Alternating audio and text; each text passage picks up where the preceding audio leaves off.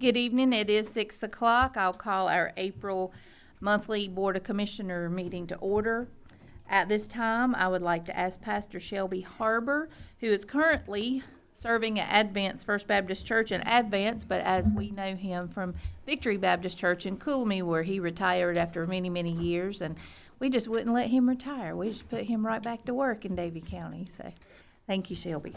You always have this note here, or is this just here for me? It's for everybody. Hold the podium, no pacing. You got this. Thank you for the privilege. It's a special privilege for me to do this the day after Easter, after we've celebrated the death, burial, and resurrection of our Savior. So let's go to him in prayer. Father, we come to you tonight with very grateful hearts. First of all, because of what we've just come through. The recognition of a Savior who loved us enough to leave heaven's glory and come to this sin-cursed earth and live the only perfect life that has ever been lived, suffer the horrible death of a cross, be buried and rise again the third day according to the Scriptures, that he might provide salvation for any who would place their faith and trust in him and him alone.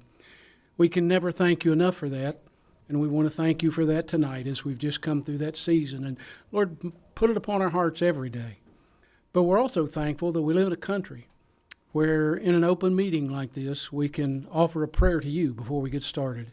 And we thank you for commissioners that are willing to take the time to give one of the local pastors an opportunity to pray. And thank you for the work they do. We do thank you for that, for all the work they do. And I know that every issue, they're going to be on one side or the other, and there's going to be people who disagree no matter which way they go. And so I pray you'll give them wisdom.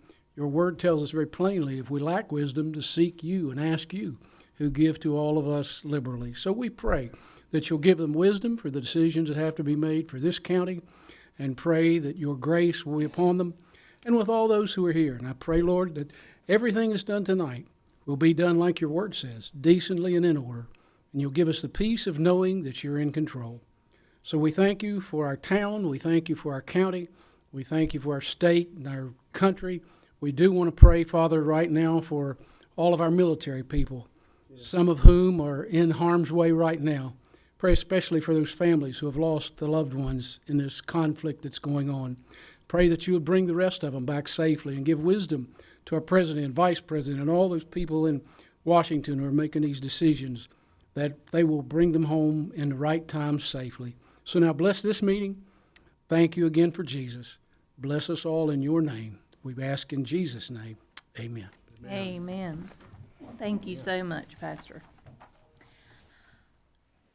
Before we have our Pledge of Allegiance, I would like to share a little information about our veterans who are leading our pledge this evening. Mr. Thomas O'Brien is a veteran of the United States Army. He attended the United States Military Academy at West Point beginning in 1976 following his high school graduation, and was commissioned as a second lieutenant in May of 1980.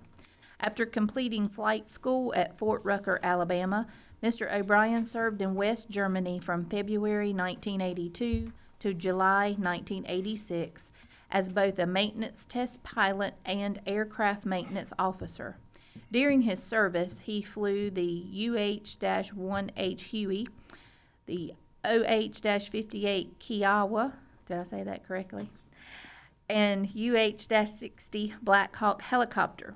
He later served in South Korea from February 1987 to 1988, followed by an assignment at Corpus Christi Army Depot from 1988 to 1991.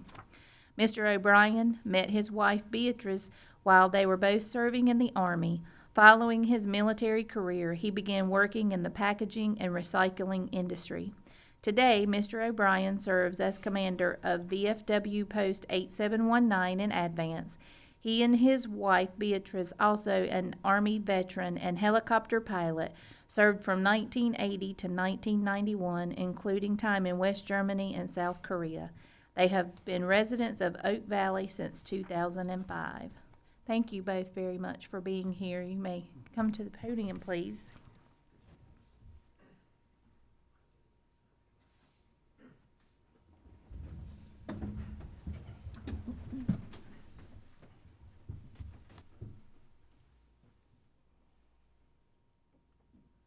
pledge allegiance to the flag of the United States of America and to the republic for which it stands, one nation, under God, indivisible, with liberty and justice for all.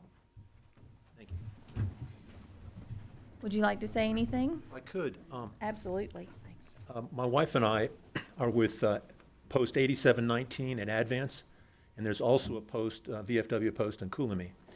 And we're always looking for new members. My wife and I are 68, and we're the babies in the post. It requires having served in a combat zone during your time in the military. And as I said, we're always looking. It's very difficult today. I don't have to tell everybody this.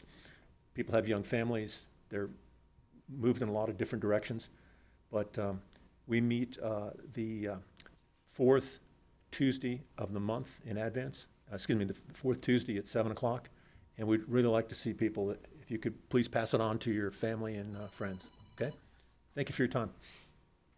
Thank you. Thank you so much for your service and for being here with us tonight. At this time, we'll have our ethics and conflicts disclosure from Mr. Vogler. Thank you, Madam Chair. Pursuant to North Carolina General Statute 168-86, Davie County Board of Commissioners Code of Ethics adopted in December of 2019, I had asked each of you before you adopt the agenda if there's any actual, potential, or perceived conflicts of interest with respect to any matter on the agenda which will come before the board for a vote this evening. If so, please speak up now. Let the board know at this time before the agenda is adopted. Seeing no one speak up, I conclude there's no actual, potential, or perceived conflicts of interest by any board member with respect to anything on the agenda tonight. Okay, thank you so much, Mr. Vogler. That being said, it is time to adopt the agenda and Madam Chairman, I don't know how you want to number this, but Commissioner Schoaf would like to make comments. Do we want to do that after the county manager's report?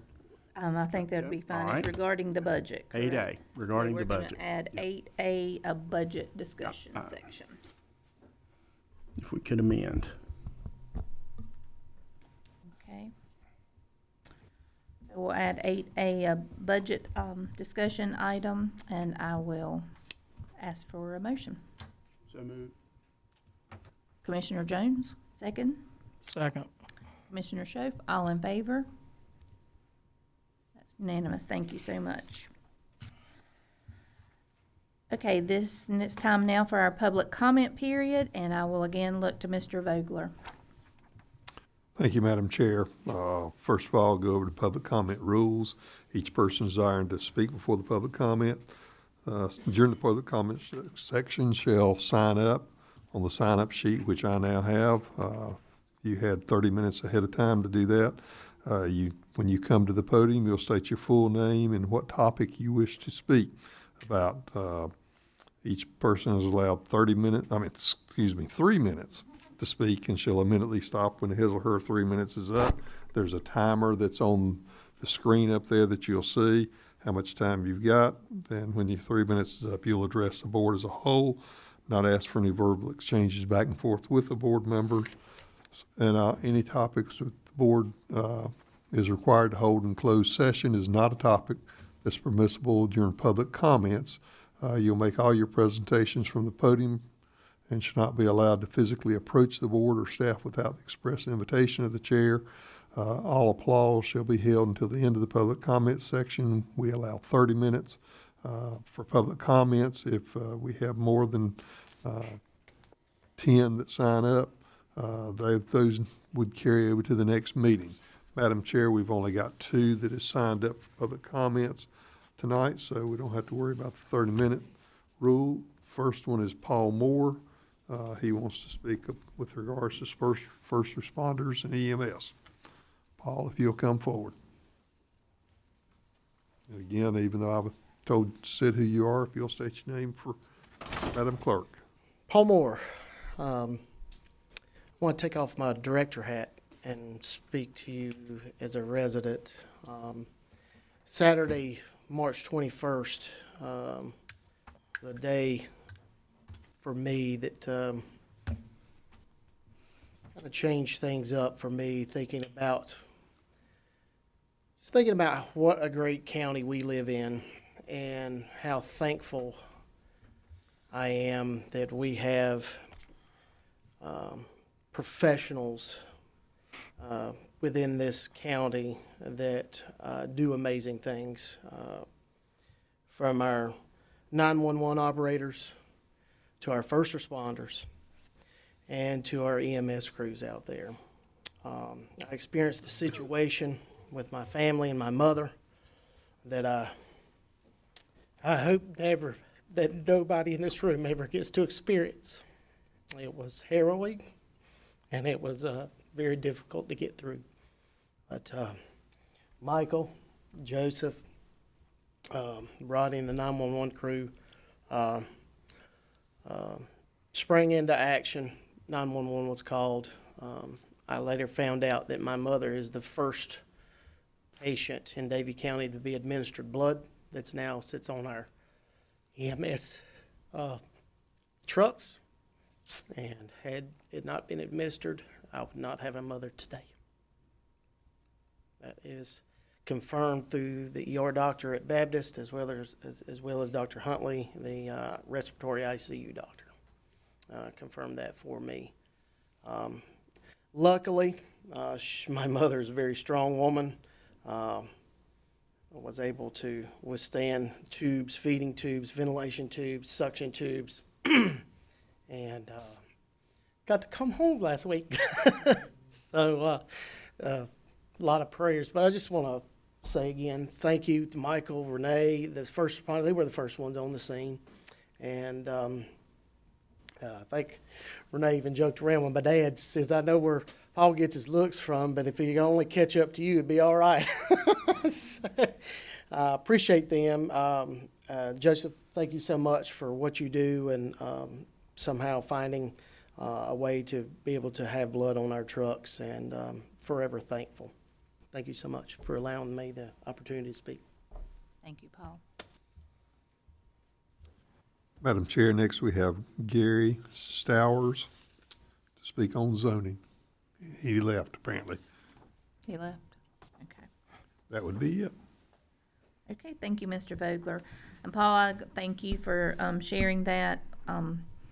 As you know, I'm always advocating for emergency services, especially our volunteers who were the first people to your house, and how invaluable they are. They're priceless, and we don't do enough or say enough to thank them. So thank you for sharing that. At this time, we have several public hearings that we need to take care of this evening. So I will first turn to Mr. Vogler for the public hearing comment rules. And during public comment, during a public hearing, we do not have the time limits that we have during the regular public comment time, but we do ask that you, any comments that you make is just about this particular matter that's coming before the board at this time. And we've got several of them, but just discuss as far as what you either pros or cons with regards to that particular matter. Thank you. Thank you, Mr. Vogler. So we will first talk about the Point Road closure. Mr. Easter?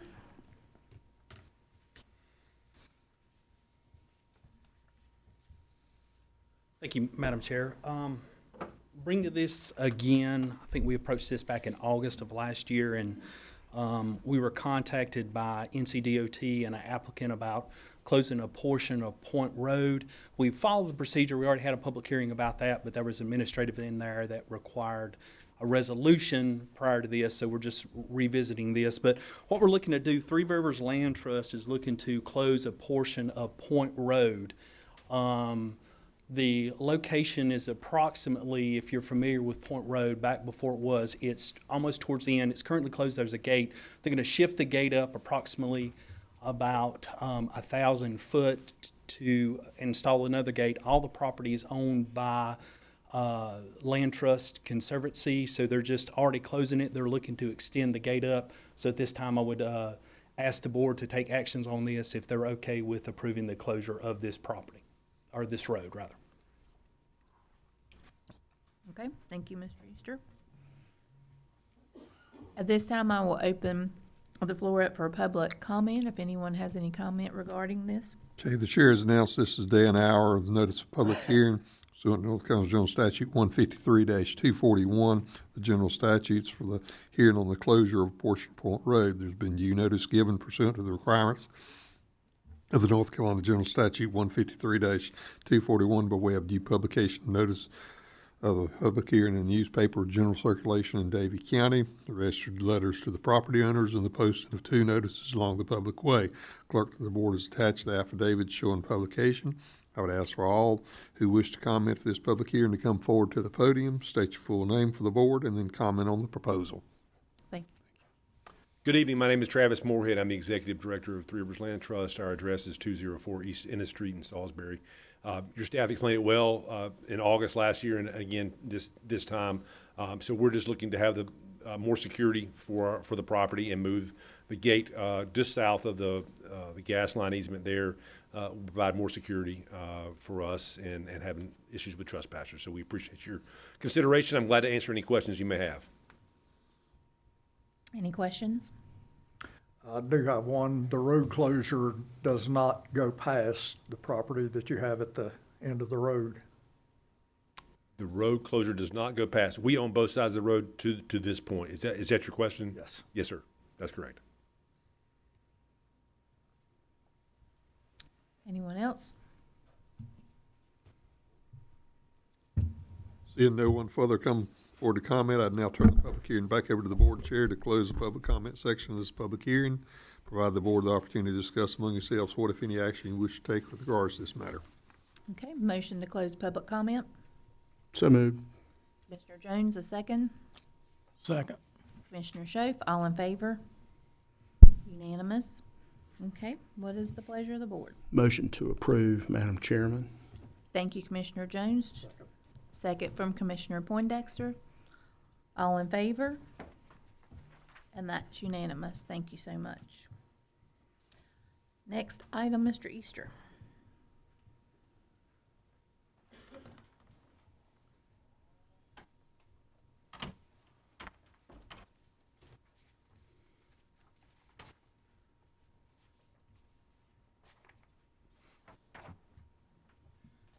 Thank you again, board. So now I want to present zoning map amendment DC 26C70055.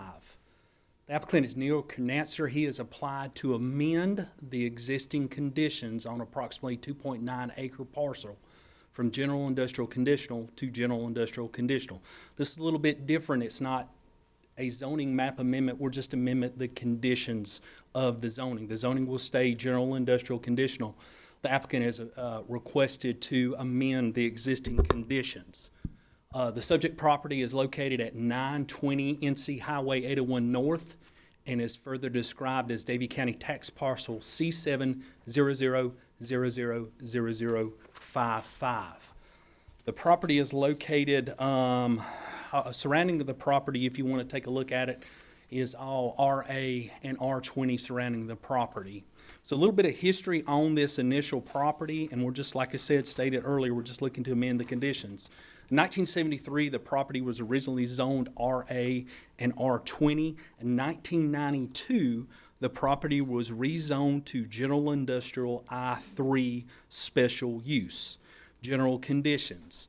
So that's been adopted now to our GI. The specific conditions that were approved for the property, and I'm going to state there were 8 conditions associated with the property.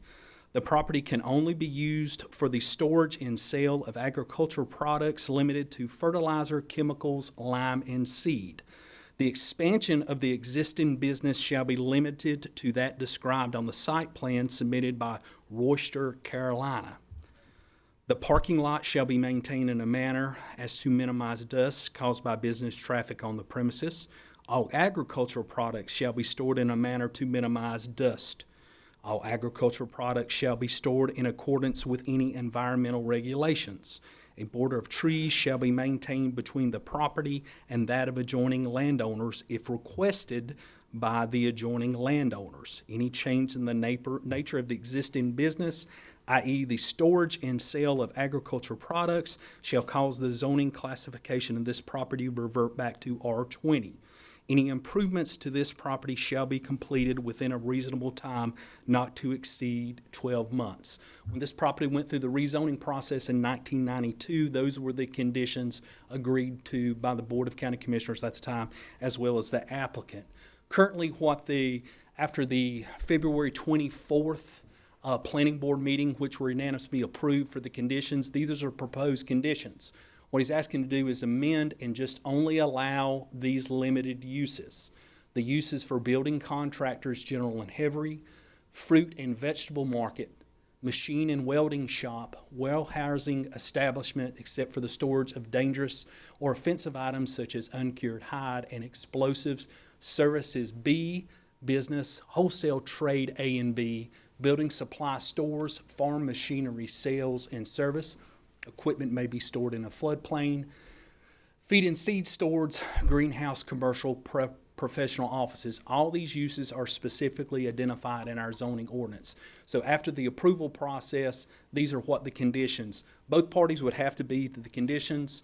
So at this time, I'm asking this board to approve with specific conditions, deny, or to defer for additional considerations. This time, I'd be more than happy to address any questions that this board may have. What was the vote of the planning It board? was unanimous.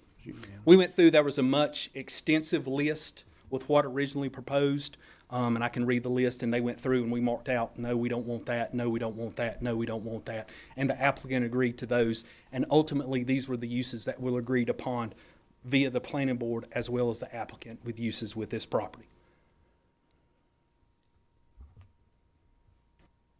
What are they going to use it for? What is the plan? I think the representative is here with that. So I think right now it's understanding, looking to be able to market. The initial conditions are so limited to the soap and scale, it's only pretty much fertilizer sales. So with being able to market it in discussions with the applicant to be able to broaden it out to have more intended uses for the property. So with, would change the specific conditions to allow one of those specific uses for the property. So the intent is to purchase and then sell? The applicant's there. I don't know, maybe to rent, to lease. It's my understanding to potentially lease or to potentially sell. The question that Ms. Finney asked is, what is the proposed purpose of the? Me specifically can address that. The applicant is here to address any concerns about, the intended use with that. Okay. Does the uses fall under these categories? Yes, those would have to be the only uses of this property as defined in the zoning ordinance. So if somebody wanted to do something, if the applicant, if this goes through and somebody wanted to come to do, one of the proposed uses was warehousing self-storage. If that was one of the uses that they intend to use the property, it would have to come back before this board to be able to utilize the property for that specific purpose. As it stands right now, these are all uses that are allowed in this specific zoning district. Those are the uses that the prospective client, whoever could market it to, could use on that property. So in the context of building contractors, general and heavy, grading equipment? Yes, sir. Heavy equipment on the lot? Yes, sir. That is defined in our zoning ordinance.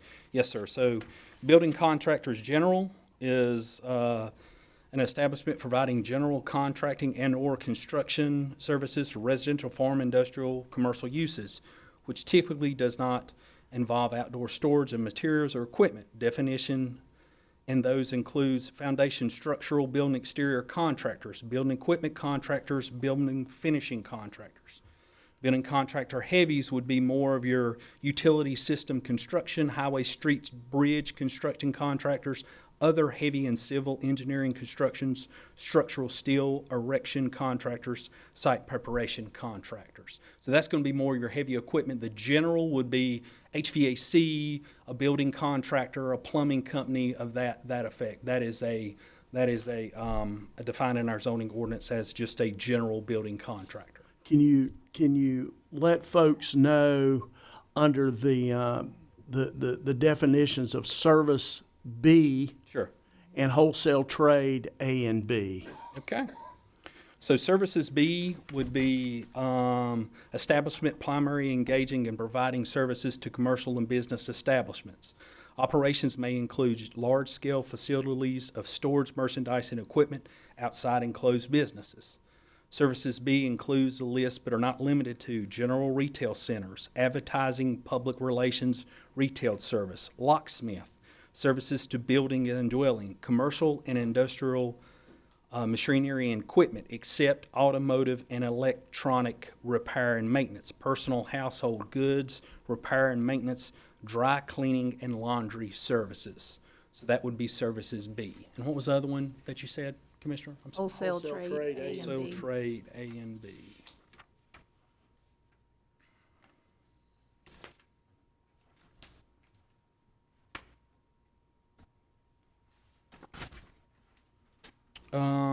Wholesale trade A and B would be an establishment primarily engaging in selling durable and non-durable goods to retail, industrial, commercial, institutional, farm, and construction contractor for professional business uses or other wholesale. Merchandise is stored inside closed buildings, activity including physically assembling, sorting, grading goods in large lots and breaking bulk lots for redistribution, and smaller lots are conducted inside the closed buildings in such ways to have minimal impact on surrounding property. Operations with over 25% of sales to retail customers will require an appropriate zoning retail district. This definition includes those uses in wholesale A would be motor vehicle supplies, part sellers, furniture and home furnishing wholesalers, lumber and other construction material wholesalers, professional and commercial equipment sales and wholesaler, household appliances, hardware, plumbing, heating equipment, miscellaneous durable goods wholesalers, paper and paper products wholesalers, drugs and druggist sundries wholesalers, apparel, piece goods wholesaler, grocery and retail products, beer, wine, and distilled alcoholic beverages wholesaler, and miscellaneous non-durable goods wholesalers. Wholesale trade B is establishment primary engaged in durable, non-durable goods to retails, to industrial, commercial, institutional, farm contractors, or to be professional businesses, to other wholesalers. Merchandise may be stored outside or inside the closed business. Activities include physically assembling, sorting, grading goods in large lots, breaking lots down, and redistribution in small lots to be conducted outside buildings. Operations with over 25% of retail sales would require a rezoning. Those would be motor vehicle parts, except as defined in A, metal and mineral, excluding petroleum, machinery, equipment, supplies wholesales, farm product, raw material wholesalers, chemical and allied product wholesalers, and farm supplies merchant wholesalers. Quite a broad list there. Question, if I may.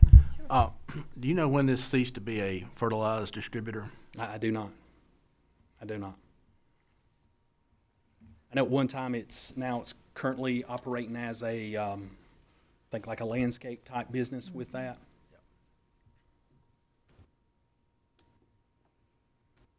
Anyone else before we go to public comment? So we're talking about a limited scope of agricultural products, and we're expanding the scope significantly in terms of what can be done with Yes, the sir. Yes, sir. property.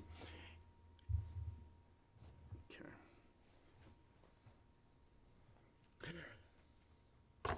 Neil, I don't know you look like you were gonna stand up there a minute ago and tell us kind of, yeah, please, please, please. I'm sorry. No, you're fine. Thank you, Madam Chair and Board. Neil Cornatzer. It's a commercial building. It's 5,000 feet, block building. It's got 2.9 acres, heavily treed and guarded. Part of it is fenced. Again, most recently, it has been used as a landscaping.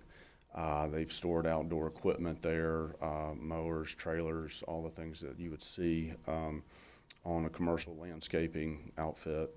The intent, it went to auction. Currently, it is a speculative purchase.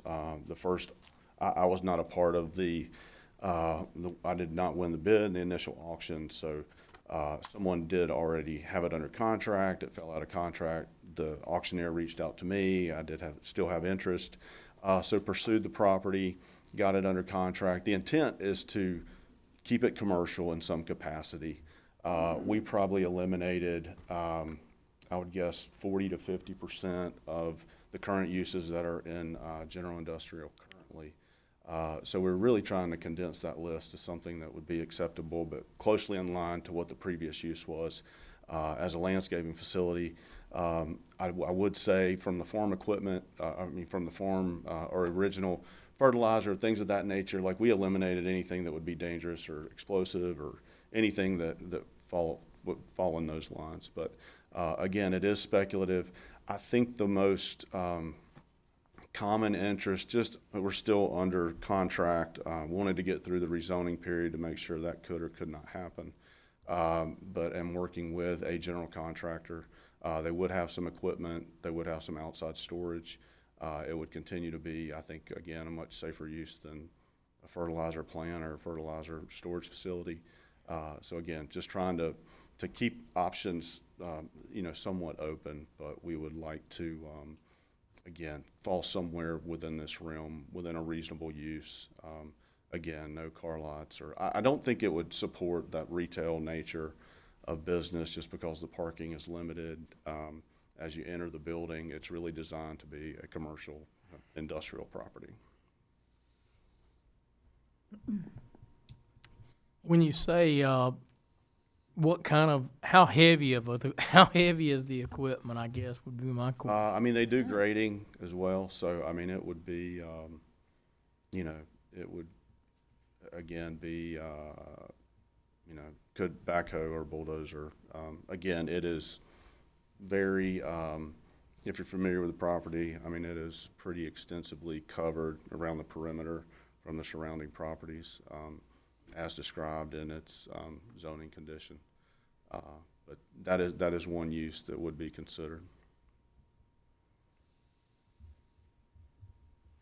Well, I will just share with you, especially after just being in a meeting where a commercial property was causing a nuisance in a well-traveled area.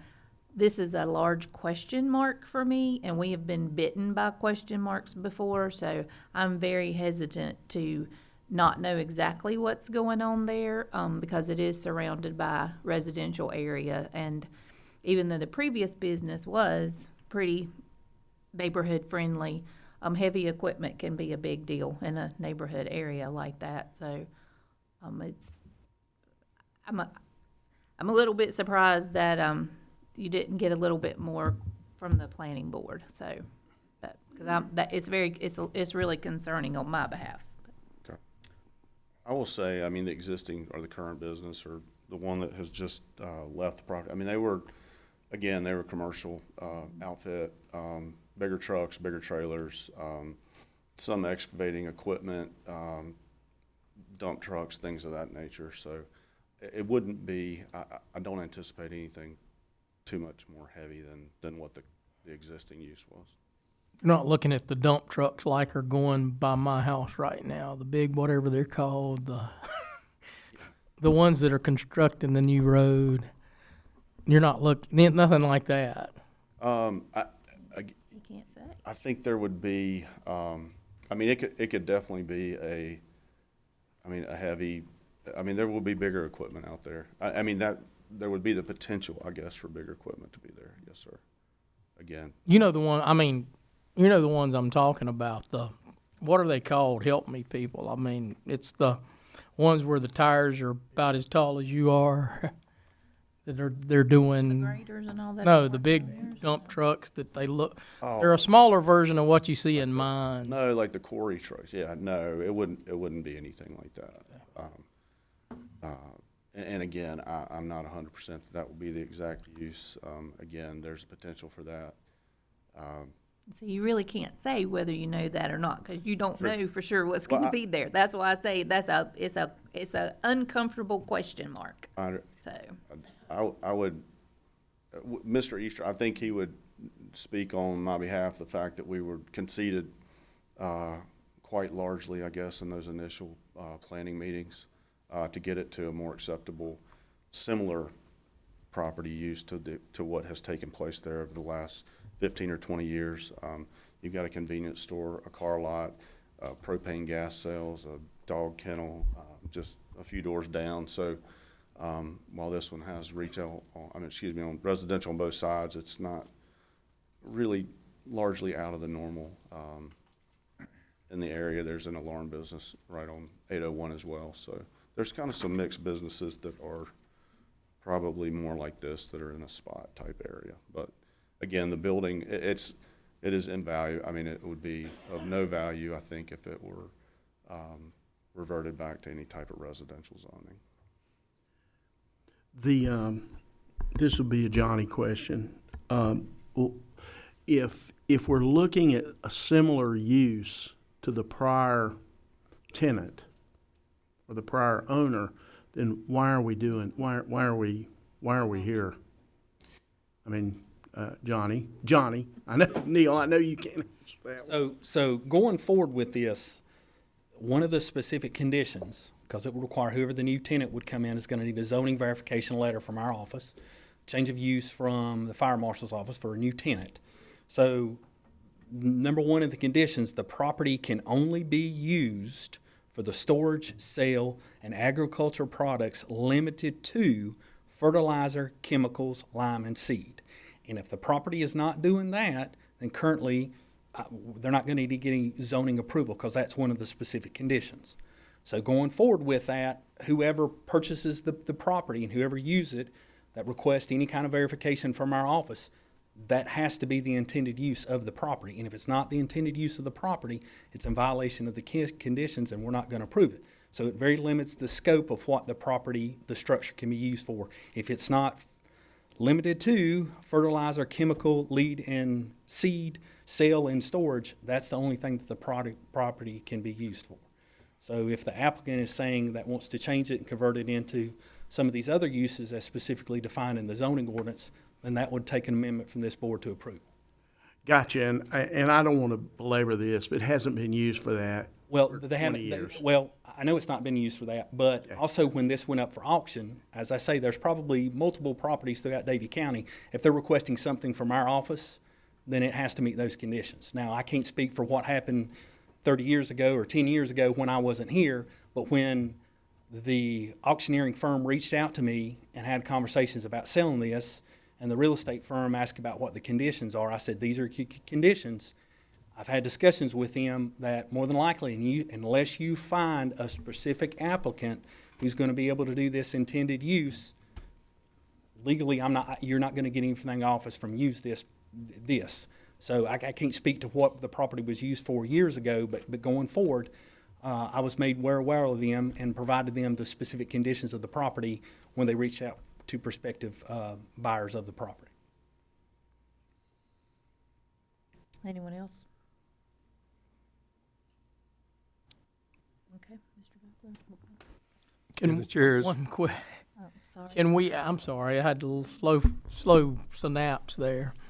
Can we condition something that we wouldn't want to be there? Absolutely. Yeah. This Okay. is a condition. That's what it says. And Mr. Canancer, we sat down and met. There's probably 80 some individual uses in general industrial, and we just marked this out, this out, this out, this out, and then we come with a list. Then we took the list to the planning board and reduced them out. But those specific conditions, both parties would have to agree to the specific conditions in the uses.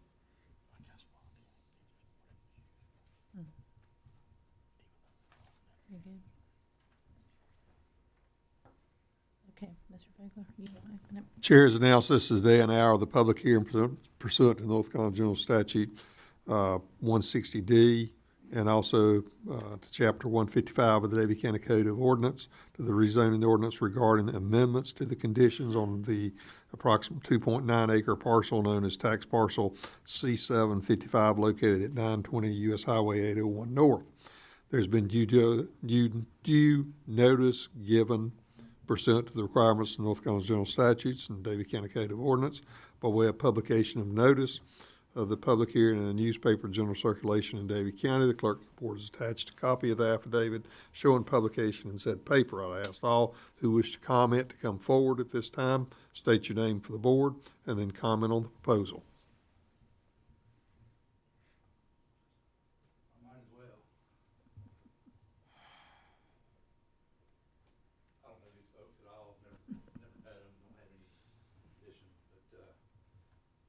The county has an abysmal record. Their crystal ball is horrible when it comes to meeting conditional rezoning. You've tried with development, you've tried to head off stuff. Every time you do that, the developers just work their way around you. You can't even enforce 6-foot evergreens on a conditional property near me. I mean, it's just unthinkable that you would even entertain this idea. That's all I got to say. Anyone else wish to comment at the public hearing?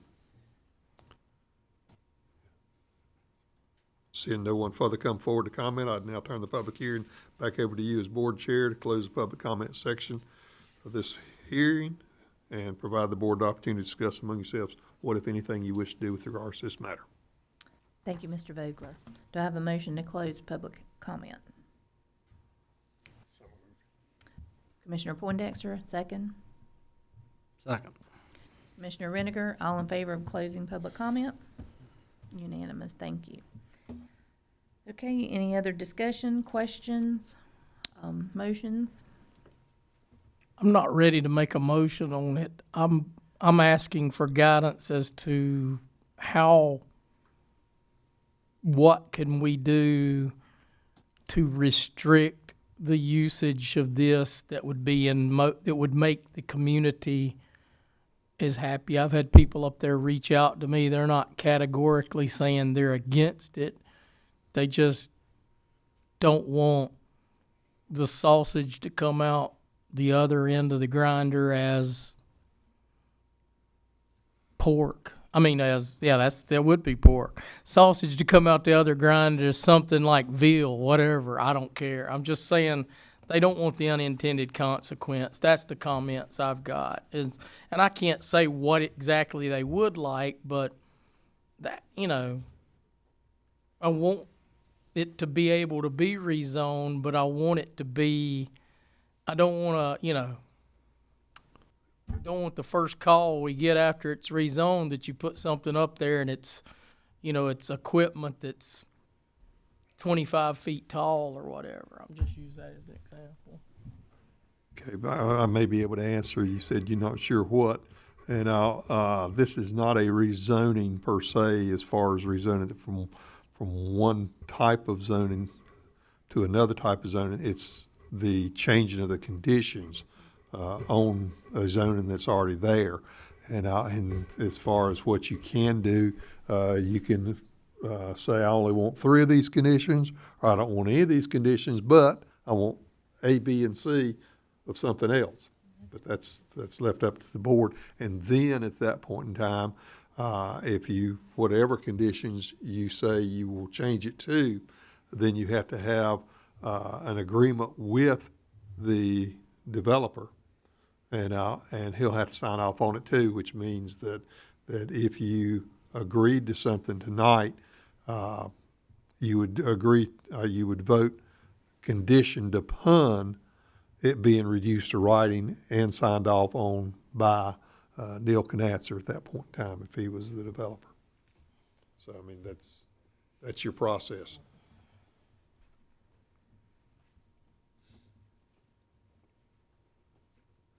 Anyone So else? what you would need to do as a board is discuss, do you like any of these? Do you like all of them? Do you like all but one? Do you like all but 3? Or do you want something different completely? Anyone? I don't know, if I like one or three or five or six, but to go from a fertilized distributor, which is a dangerous use, to what it's been the last 15, 20 years, I don't ever how long it's been the landscaping company, I think that's positive from a safety standpoint. So, I don't know if any of those uses up there are more rigorous or less rigorous than a landscape contractor, but I'm certainly willing to talk about that, but I would support whatever is no more rigorous than what was been there for the past 20 years, for sure. And I see the fire marshal, if you got something to... He can say something about Thank you, Commissioner Reniger. I apologize. So I was asked to be at the planning board meeting and have now been attending those pretty regular. What I will echo from these two gentlemen is that they took down probably 50 different occupancies that couldn't be in there. So they have done that. And to Mr. Reniger's point, Commissioner Reniger's point, that high hazard, which is being classified right now, could be 10 times more dangerous than the ones that Mr. Canancer is asking for now. So mass quantities of fertilizer, nitrogen, things like that can be sold at mass quantities depending on its hazardous occupancy, 1, 2, or 3. You could just be keeping it the way it is, being limited to what kind of occupancy could be there and an unknown amount of quantity of those hazardous chemicals that would have to be regulated by my office as well as the building code office. So I just wanted you guys to know that, just in lieu of everything else and the information being passed along. Thank you. Thank you, Cameron. I would ask the group, is there anything up there that anybody has? Well, I definitely, in my opinion, if you're gonna start going through the list, I don't think that's something that we can properly do on the spur of the moment like this. I think it would be something that we should probably defer and go through if you want to be conditional. I am very uncomfortable with, as I said, with the question mark being in that rural area, period. This leaves a broad list wide open, and understand that the fertilizer could be dangerous, but the fertilizer hasn't been there in a long time, and I really can't comprehend that we'd have a fertilizer company come in there, but like I've said before, we have been bitten by question marks, and this is definitely a pretty uncomfortable question mark.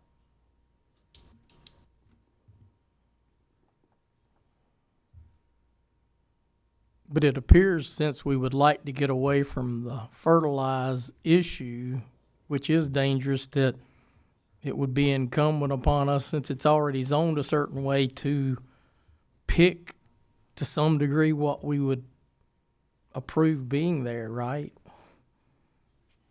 That's why we're here, for you all to decide what you'd like to do, so Well, for us to decide. I'm just going to tell you, I have some heartburn with item 1, and simply only at the level of, I think Commissioner Shove even alluded to it, is the size and depth and heavy equipment coming in and out of there. Been going by there for years. That landscape company in there did not have significant heavy equipment in there that you could see from the road, or that would be an issue for the neighbors. So that I have heartburn with that. Now we could be reasoned out with that, but not heavy grading equipment. And I didn't get a good feel from you, Neil, when you were trying to answer Brent's question about the size of the trucks coming in and out of there. And I know you can't, okay? So not an issue, but I do have heartburn with that. I also, and this is just me, I have heartburn because I really need to see it in writing. What services B and wholesale A and B. You can stand there and read off that list of potentials there, Johnny. I get it. I would really like to see it. But if you could tell me you had another land tech coming in, a landscaping company, I'm with you 110%. I am not with giving you a blank check. You know, and the fertilizer business hasn't been there for years. So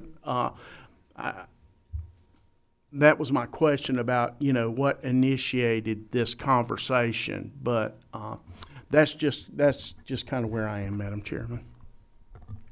I mean, I guess the same question could apply about farm machinery sales. I mean, and I doubt farm machinery sales here would be like you'd see out in the Midwest where you had a 18-row combine sitting out there, which is pretty large. But I mean, you know, I just think we need to define it to be as big of a win-win as it can be for the community and the developer.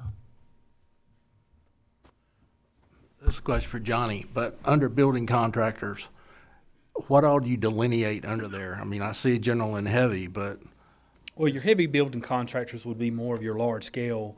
So the general building contractor would be more of your tradesman, limited to small. Your landscaping company would be more of the general. So that's the general. Okay, so the landscaping company would be more of that. The tradesman, the plumbing, HVAC. Your heavy would be, as it's stated, utility system construction, highway bridge, steel erectors. Because we're talking cranes. We're talking that type of heavy equipment. That's heavy. Can we specifically remove that? Yeah, absolutely. You've got, if both parties agree to it, you can say general and then heavy, right? So you could say no heavy if you choose and both parties agree to that, or you could say just general. For example, defines storage, I mean, we're looking at larger, but, you know, more of the building finishing contractors, the interior, the tradesman type landscaping, that's your general and your general contractors. And then the heavy is more of your, like I said, bridge erectors. We're looking at cranes. We're looking at large scale, you know, substantial equipment from grading company. Now, does the dump truck that the plumbing septic tank company, is that going to be the same size as one of the equipment? I mean, that's some of the stuff that we would address, but as per looking at our zoning ordinance, it specifically defines it as more of the large structural kind of erecting kind of crane, that type of, for the heavy building contractors.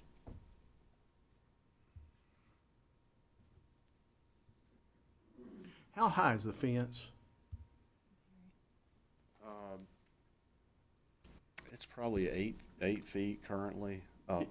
I guess the question would be for the equipment, would it be more from a visibility standpoint?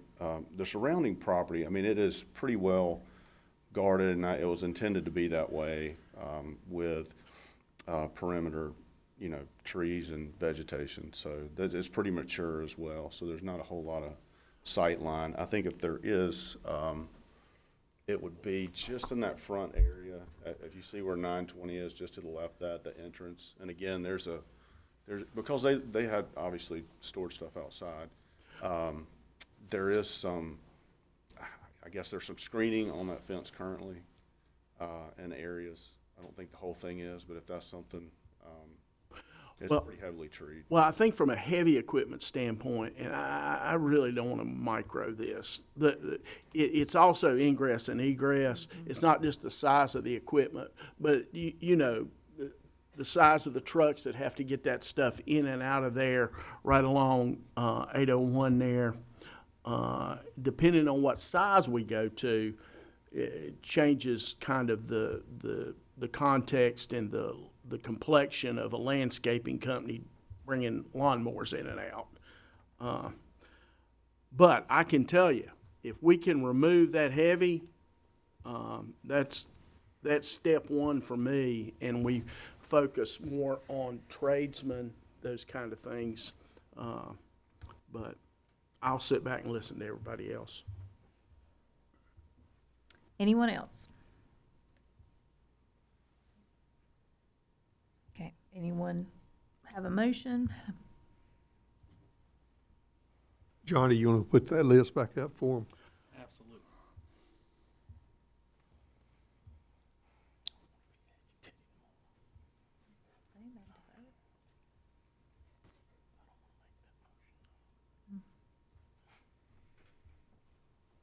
Anyone at all?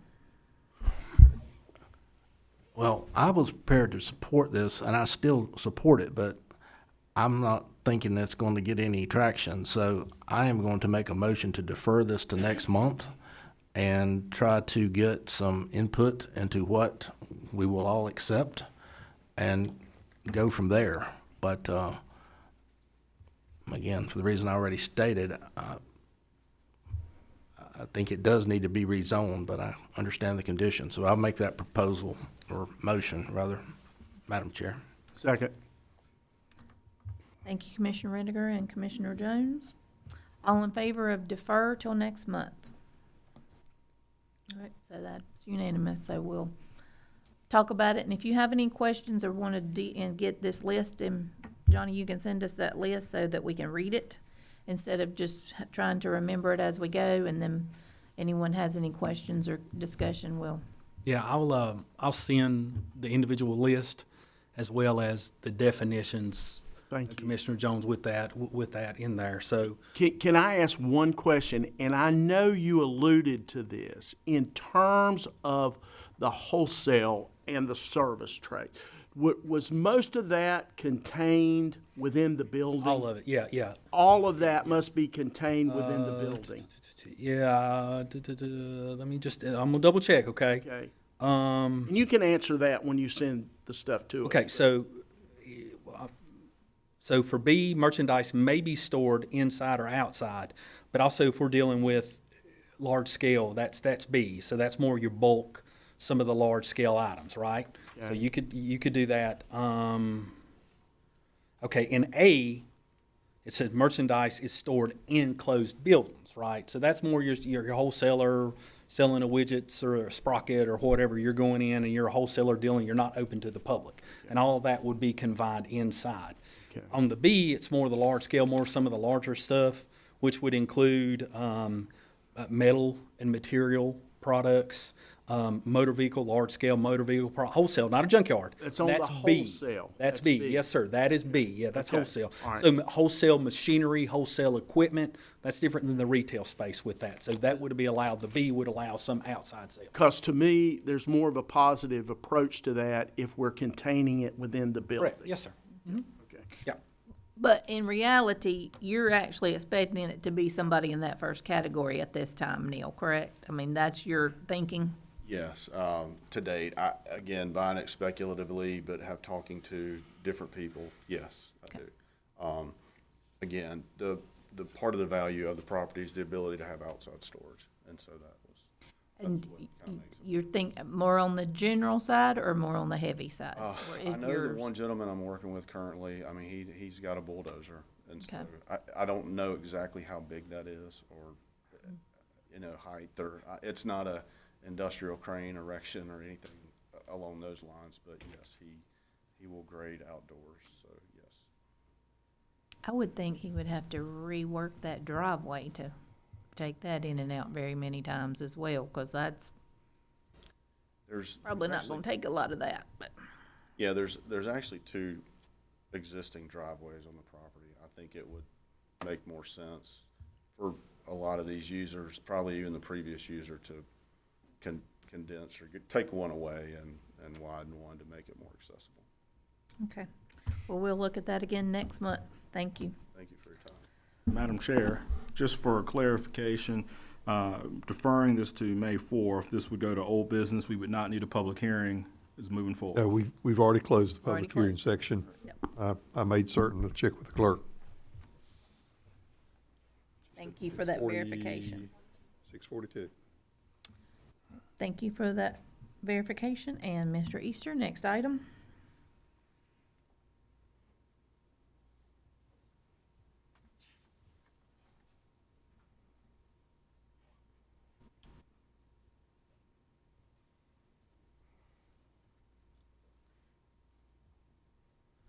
Okay.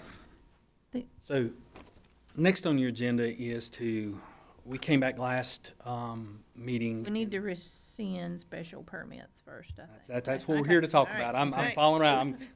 What it says and what you say, we I know, just want I to know. make sure. So Okay. this is what it is. So what we're looking to do is, we came to this board requesting some to establish major subdivisions in Chapter 155, 125, and the table of uses, to define that use specifically in a special purpose district, as well as the specific conditions associated with the approval of a major subdivision in the special purpose district.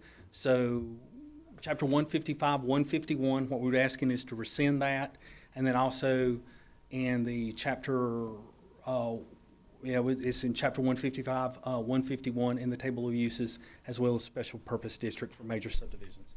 Okay. That's what we'd be asking to do. I'd be more than happy to address concerns or questions that we have about this at this time. Any questions? Okay. Well, we'll turn Chair has announced this is the date and hour of the public hearing pursuant to Chapter 160D of the General Statutes and Chapter 155, the Davie County Code and Ordinance for amendments to the zoning ordinance regarding the rescission of special permits for subdivisions, Chapter 155 of the Code of Ordinance for Davie County. There's been new notice given pursuant to North Carolina General Statutes and also Davie County Code of Ordinance by way of publication. Notice of the public hearing in newspaper general circulation in Davie County. The clerk of the board has attached an affidavit showing publication in said paper. I would ask all who wish to comment to come at this public hearing to come forward to the podium, state your full name for the board, and then comment on the proposal. Madam Chair, seeing no one come forward to comment, I now turn the public hearing section back over to you as board chair to close the public comment section of this public hearing.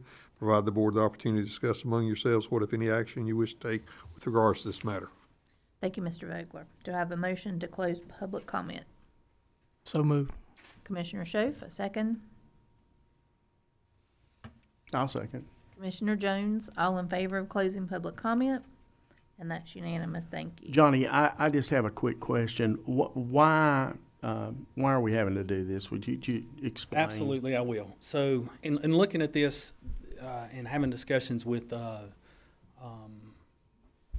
Mr. Vogler and Mr. Barnett, when we approved this process to kind of, I don't know, kind of take a pause on some of the growth and development here, with the approval process and looking the scope and scale of what we approved from a board, it opened us up in potential litigation down the future with downzoning.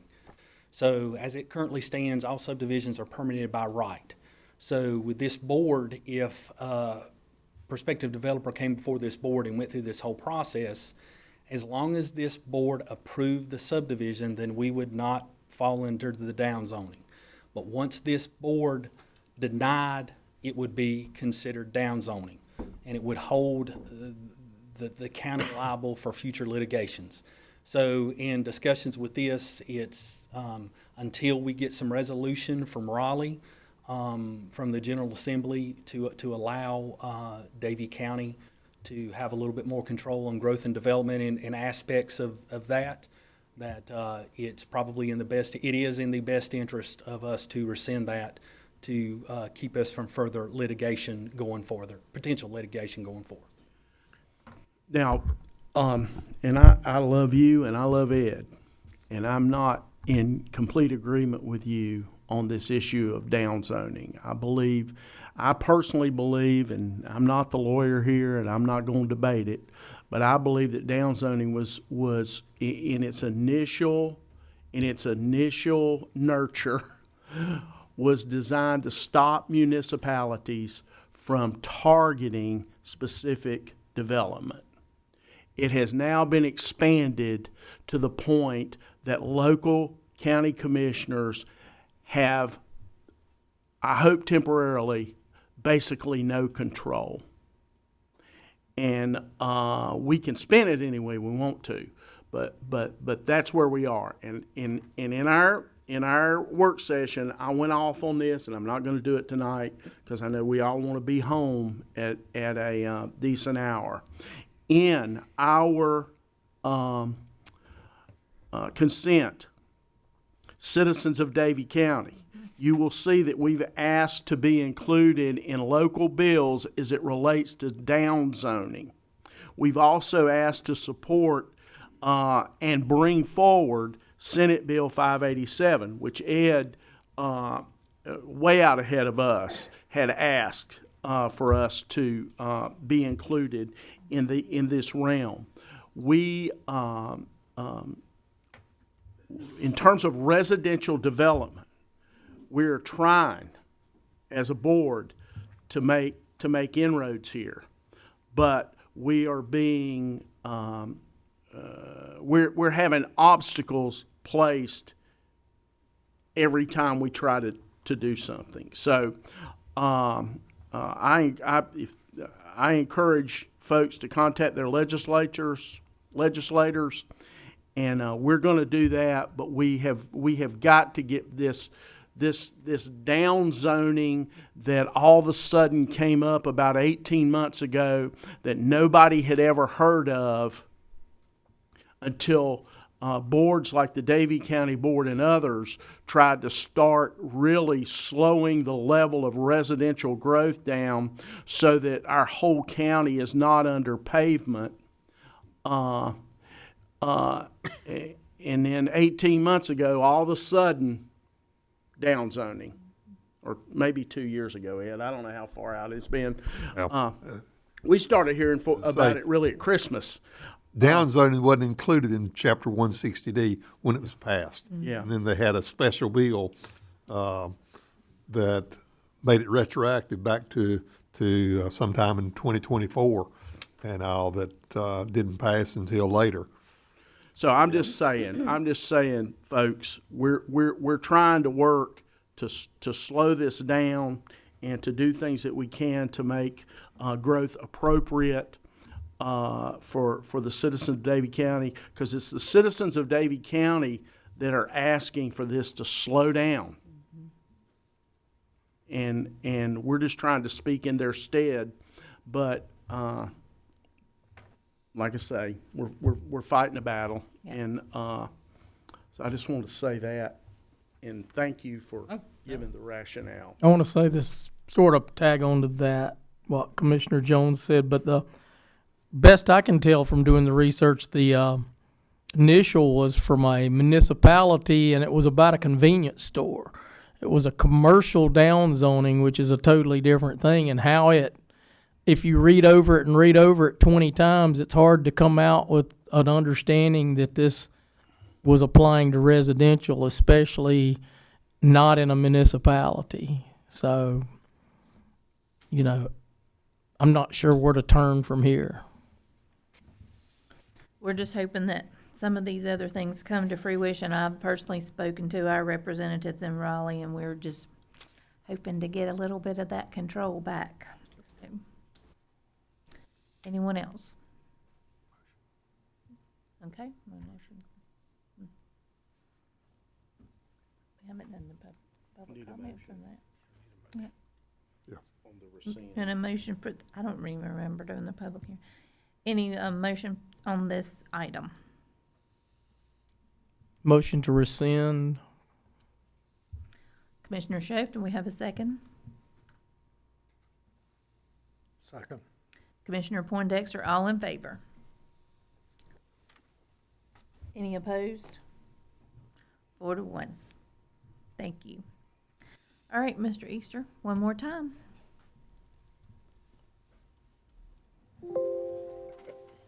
So with that being said, we do have the ability, and I will say one thing, to kind of piggyback on what Commissioner Jones says, I think we're doing more than trying. We are. This board is, and I will say, and I will say this, I say this all the time, this board is doing more to help the citizens of Davie County. It may not come across, but with the passion that this board feels and what they're trying to implement to protect, that they take this county serious. So I think that gets lost. So I really do appreciate all your hard work, and I'm going to disagree with you. You are doing stuff. We're not trying. We are doing stuff. So with that being said, there are certain aspects that we can still address in our subdivision ordinance, our major subdivision ordinance. So during the workshop, I brought some things. I took a compilation of what these commissioners wanted to address currently on top of what we have in the subdivision ordinance. We addressed those. We discussed it with this. I took these to the planning board, through the planning board, also with these proposed. I discussed them with County Manager Barnett as well as Mr. Vogler, and this is what we've kind of come up with to address it. All these, none of these can definitely be affected, and these are not falling into the downzoning category. So these are things that we can currently add if we choose.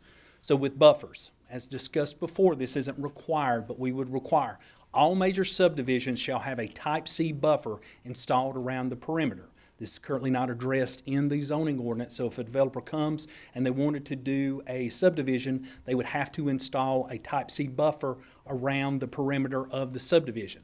Type C buffer is defined as 10 feet in width, and the screening shall consist of a row of evergreen conifers, broadleaf evergreens, placed not more than 5 feet apart, which would grow to form a continuous hedge of at least 6 feet in height within 2 years of planting, and a long, low-growing evergreen shrubs, evergreen ground cover, rock or mulch covering at the balance of the buffer.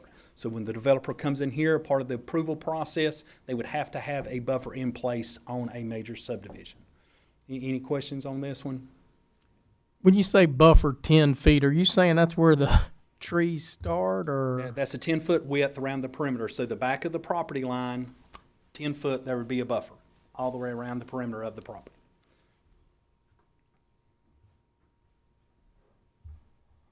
Next one, parking areas. This would be addressed. All lots in major subdivisions shall meet the following requirements. Off-street parking spaces shall be provided in accordance with this provision. The off-street parking required of the subtractor shall be permanent space and shall not be used for any other purpose. Each parking space shall not be less than 9 by 18 feet. New parking areas shall be able to accommodate 6 vehicles. This is to, when the developer comes in, they'll have enough area set aside in the driveway as well as in the 2-car garage to not allow or to discourage on-street parking for emergency services. So we would have to have enough paved area set aside specifically for parking. Is this going to be determined by square footage, or they're not going to be marked off parking places? Are No. Okay. So with a setback, with the driveway going in, including the 2-car garage, before the site plan, the zoning permit would be issued, they would have to indicate that they have enough adequate parking to accommodate this. You know, driveways, garages would be included in this area as well. All right, setbacks. This is one thing that we address. So this gives an option. So the front yard setback shall be 40 foot, would be the front off of the principal structure measured from the nearest point of the building and right-of-way line, or if the developer chooses to try to change the setback, they can do a 40-foot yard setback and then alternate 30 foot every other property. So 40 foot, 30 foot. So if the developer comes in and they want to reduce the front setback, then they have the ability to do every other lot with a 30-foot setback. So that way it's either contiguous across on a minimum or 40-30, 40-30. And that would be up to the developer. They would have to tell us before we approve the site plan about which one of those they would be wanting to prove. Has anyone done the math to see if a 30-foot setback would allow for 6 cars to park? It wouldn't be enough. Well, you got 2-car garages. They're going to have to show that to us. If they choose to do that front setback as a part of the approval for the zoning permit, they're going to have to allocate they're going to have to show us how to make that work. Okay. So the 2-car garage would That would be suffice for included in- 2 of the 6? Yes, sir. Yes, sir, it would be. Yeah. So that's parking spaces set aside for that. Yes, sir. Lots of major subdivisions. This is something we address as it currently states. Just to reiterate that, if you come in a major subdivision and if you have lots larger than 5 acres, the only approval process that you have to have is we would have to do TRC and staff approval, which would be technical approval. So this was to encourage developers to come in to have more of the mini farms, the rural type design of a subdivision. So this is currently in the subdivision ordinance. Open space, this was something that we needed to address and just reiterate currently in our zoning. In the subdivision approval process, at least 30% of the common open space, depending on the class 1, class 2, class 3, or class 4, class 5 subdivisions, going to indicate how much common open space you have. If you have to have 18% of common open space, you have to show on your site plan 30% of the common open space has to be set aside and suitable for active recreational spaces. For example, walking trails, ball fields, swimming pools, playgrounds, and the like. Just to reiterate that is currently in our subdivision ordinance. So just to let you know, when this developer comes in, We have a requirement for common open space. You have to set aside 30% of that for active recreational purposes. Public water requirement. We're going to require all major subdivisions shall have county or municipal water. So we're going to discuss this. We need to tweak this a little bit more. This is currently in our utilities, and I've had discussions with Mr. Lambert about this in regards to this, but we are going to make a public water requirement pretty much for every major subdivision. What we're seeing, if you have access anyway, we're having public water, they're hooking up to public water to them regardless. But we're going to put in there a public water requirement for all major subdivisions. But is that within 1,000 feet? Johnny, what is currently, Mr. Lambert, what is current? It's 1,000 feet now. It's 1,000 feet now, but we can look at lowering that. So we've got 1,000 foot, so yeah. So We're not going to raise it up too high, right, to a 2,500 feet or anything. It's up to you.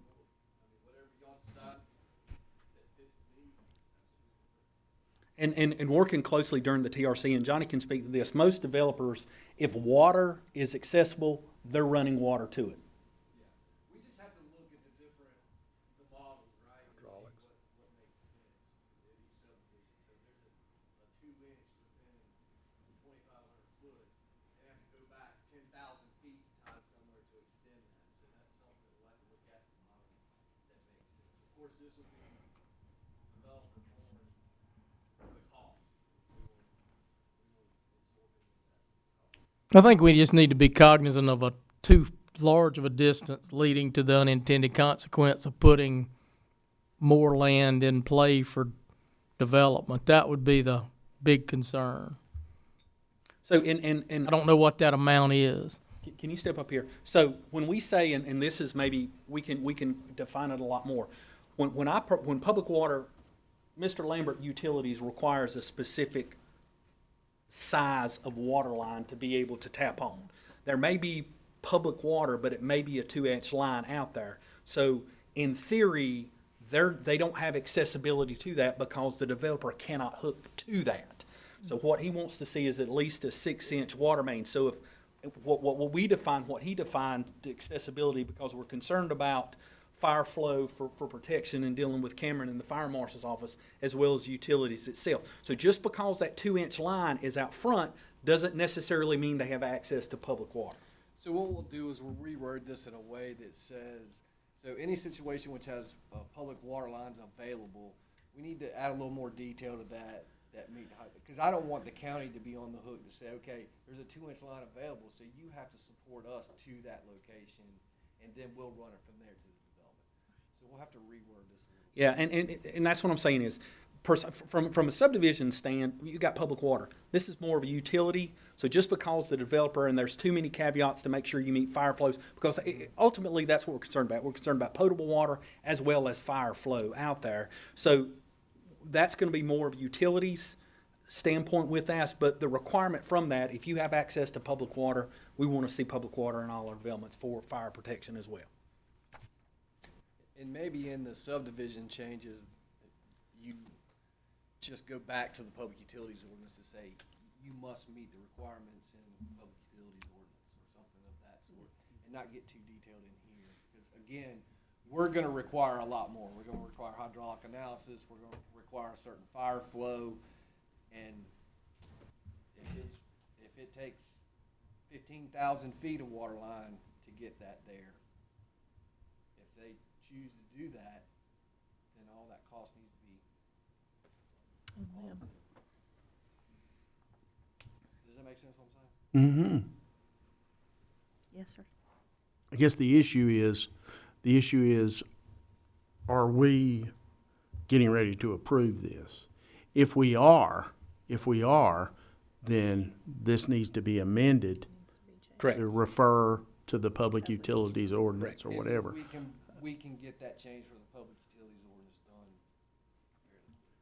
Okay. To be on your next. I would say in all the caveat of things that we need to address, to be quite honest with you, this one, in my opinion, and maybe Johnny can speak to this, we deal with development, this is the one, they're doing it anyway.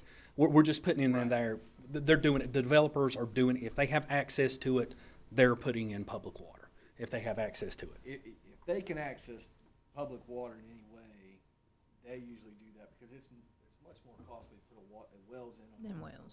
But if we build it into the ordinance as it's read,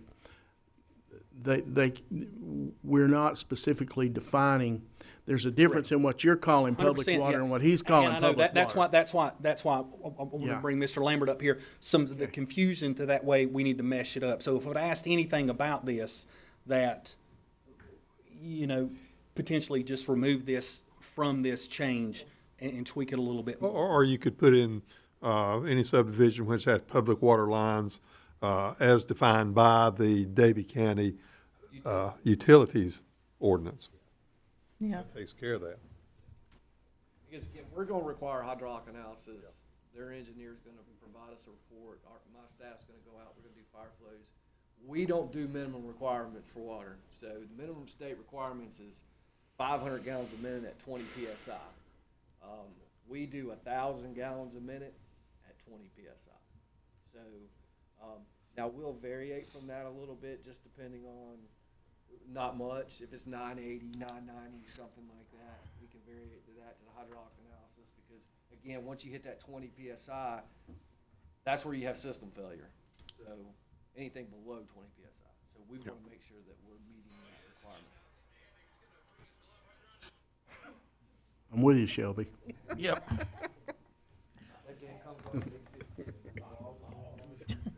Sounds good to me.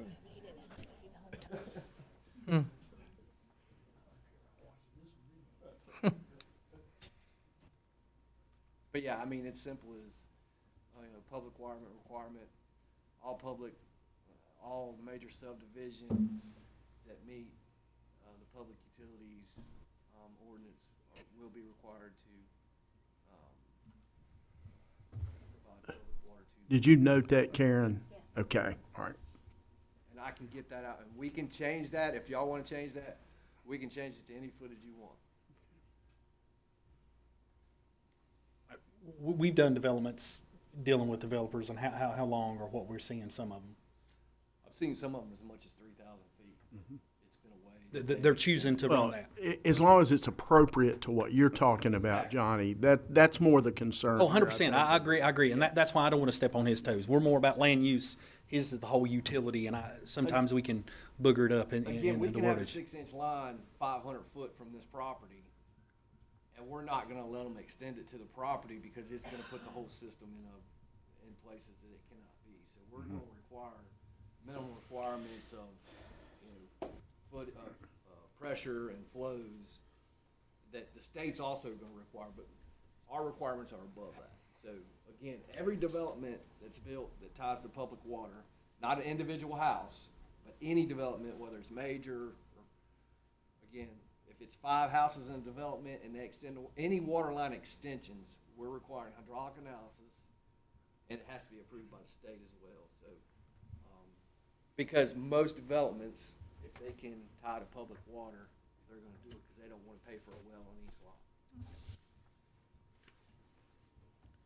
Okey-doke. Clustered mailbox units. This is something that we're starting to see, but we're just adding that into the subdivision ordinance with some design requirement. If you have a major subdivision, when clustered mailbox units are required by the U.S. Postal Service. So during the approval process, the prospective developer will go in, meet with the Postal Service if they need to install cluster subdivisions, which are cluster mailbox units, which we're starting to see this more and more. We're addressing that they can, they have to meet United States Postal Service standards. They shall be served by a sidewalk, talking about accessibility. We're looking for a cover. We're looking for illumination. They can count in open space areas, and the location shall be approved by our office as well as the United States Postal Service. This is something that we're starting to see more and more that the U.S. Postal Service is wanting to see. We're just adding it into the subdivision ordinance. Underground utilities, this is another thing that we're starting to see that we don't see, we see the majority of the time. Underground utilities, electrical, fiber optic cable, telephone, utility lines installed within major subdivisions shall be underground unless the Planning and Development Services Department determines underground installation is appropriate without expense to Davie County. Performance guarantees, and this is specifically taken from the general statute. This was put into place for major subdivisions, 160D 804.1, that we adopt this. In essence, it's a guarantee that it's 125% of the total development cost of just the infrastructure of the development to make sure they meet all the requirements for that. So the developer would have to put that up to the office itself, to our to make sure that we ensure that specific thresholds are met during this. This is taken directly from the general statute, so this would be something that we would adopt for all major subdivisions. I've had a discussion with some developers about that. They don't have any issues with this at all. They're starting to see this in some of the major municipalities doing these developments, these large-scale developments. Doing my research, I didn't find many rural areas that have this, but this is just something if we're concerned about, and it's another safeguard to let the citizens know that the developer, is kind of on the hook to make sure that they meet all the requirements with this. And that's taken directly from the general statute. But what form, though? I mean, is it letter of credit or performance bond or either or? There's four different options specifically spelled out in the general statute. Those are two of them. Or a financial institution showing that the individual developer has enough capital on hand to set that money aside for that performance guarantee. Well, we don't want to get into that. Performance bond or a letter, a guarantee letter, that's pretty easy to look at. But correct.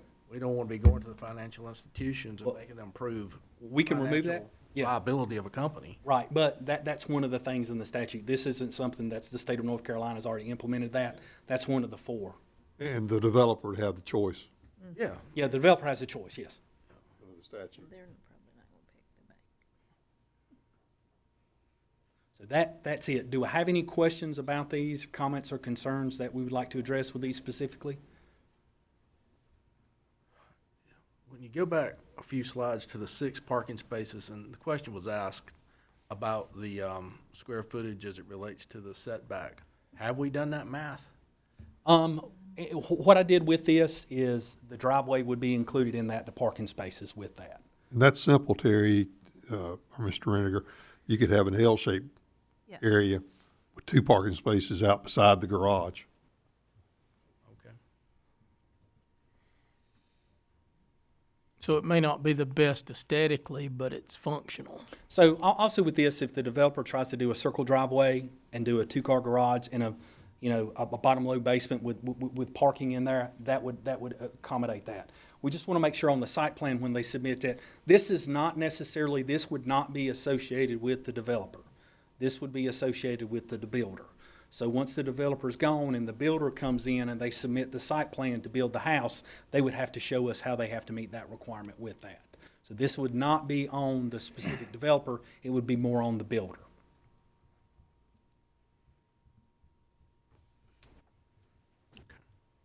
Just a huge effort to try to keep those roadways clear, since we can't widen the roadways. And that is another thing, and I think the fire marshal, he stepped out, that was another thing that we looked to address, but the General Assembly took that power away from us as well for local municipalities and local counties to establish specific roads to address, or specific ordinances to address widening roads. Yeah. So this is an effort to counteract that and provide some safety.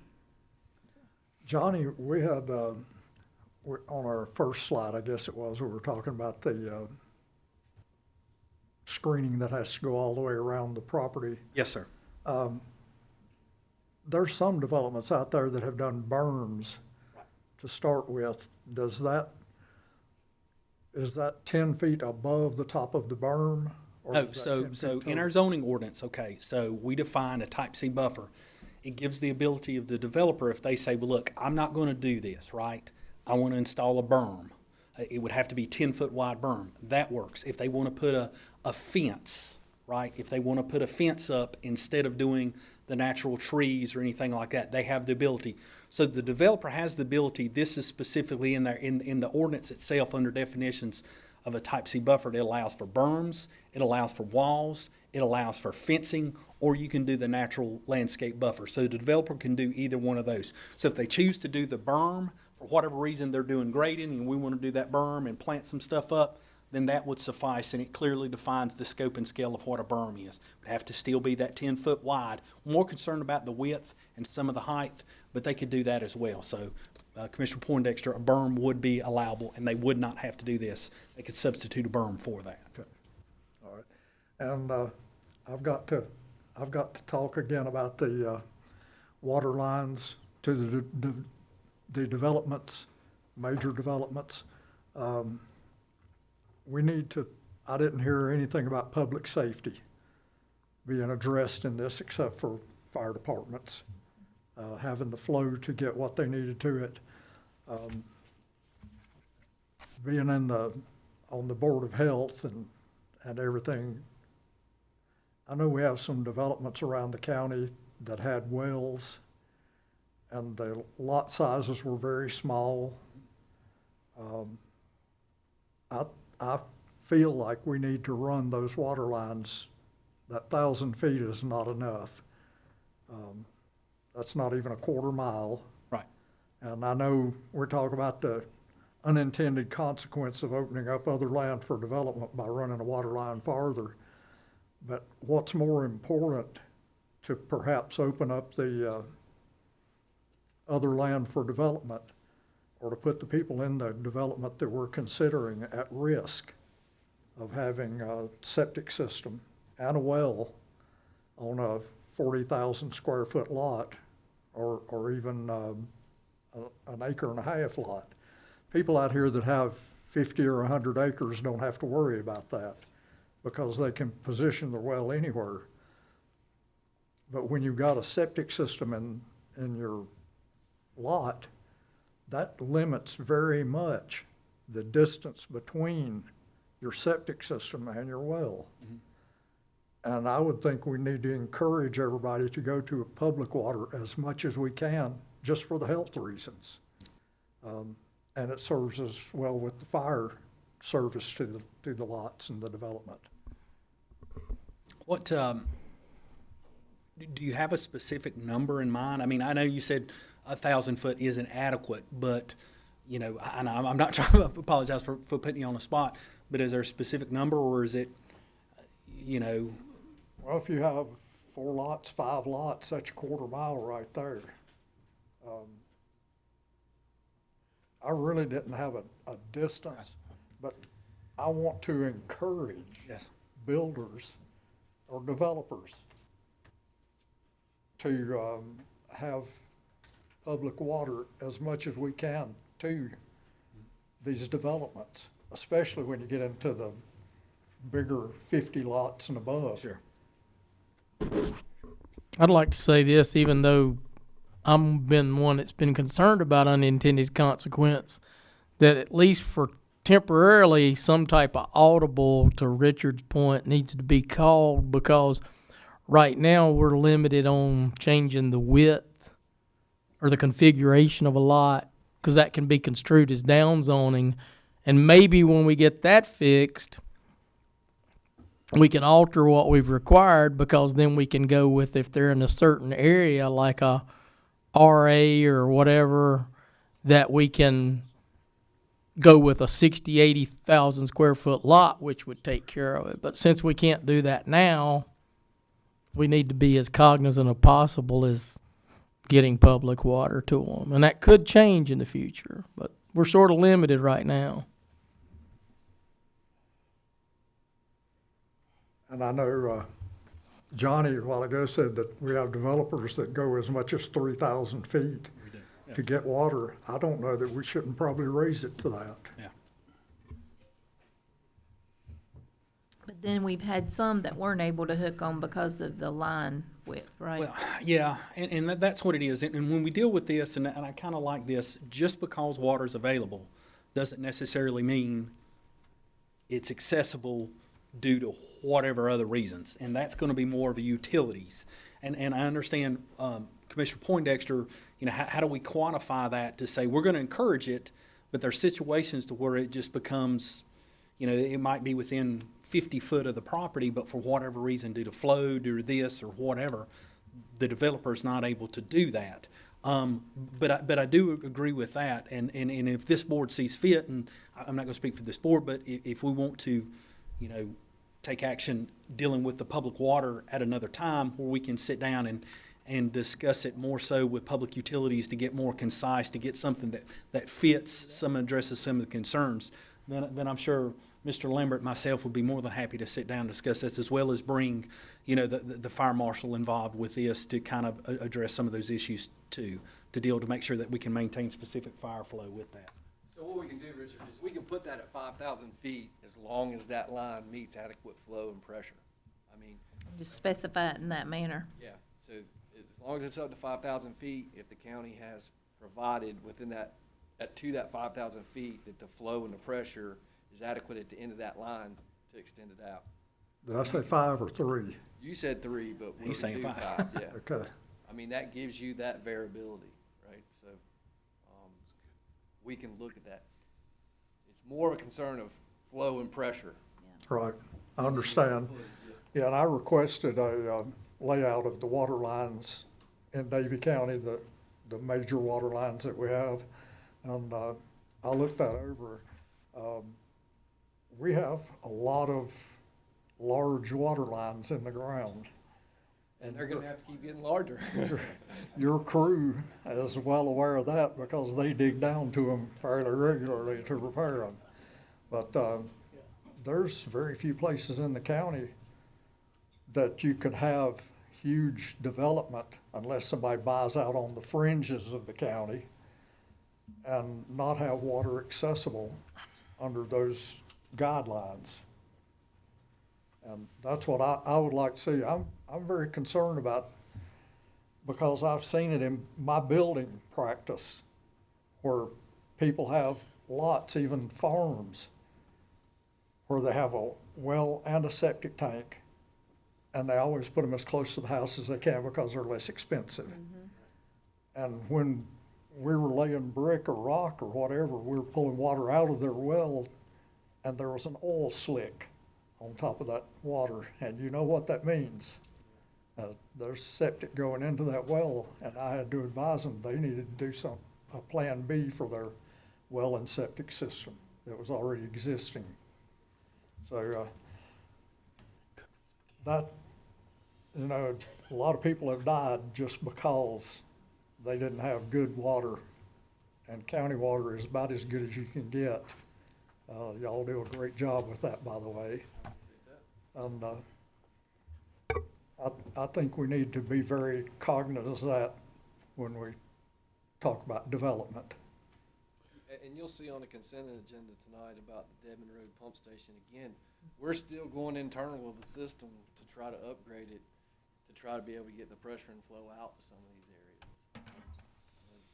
I know the fire department said they want a lot more as well, so we try our best, but again, there's several issues that we have to work around with the hydraulics of the system of extending these lines, because you get into water quality issues, you get into flow and pressure issues, so we have to be careful with how we do it. I certainly take Mr. Poindexter's point, but a question, we talk about this as down zoning, some of this crazy stuff we have to deal with, but does the utility ordinance trump the land use ordinance? How would that work? Usually you don't see a lot of public water requirements in land use. You know, in growth and development plans, of course, you know, they want to extend water lines here. Encourage it. But they encourage it, right? But usually when you get into subdivisions ordinances, you don't see a lot of public water things. You know, utility handles that and takes care of that. Because again, there's a lot of different reasons we want to, but we can't, or we would like to, but we can't.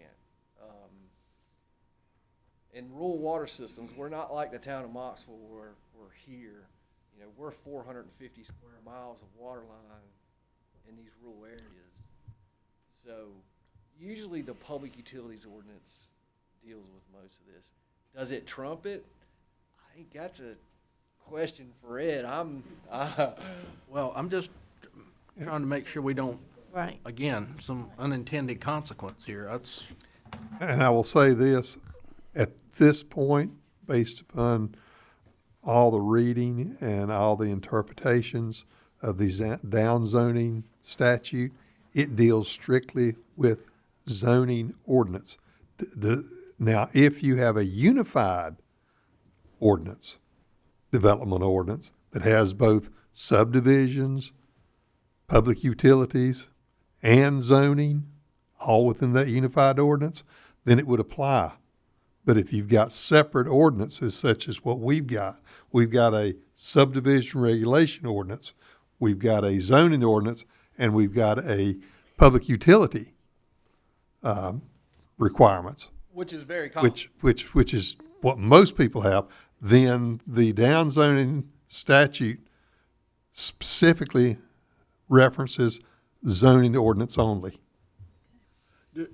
Define major subdivision. 3 or more lots.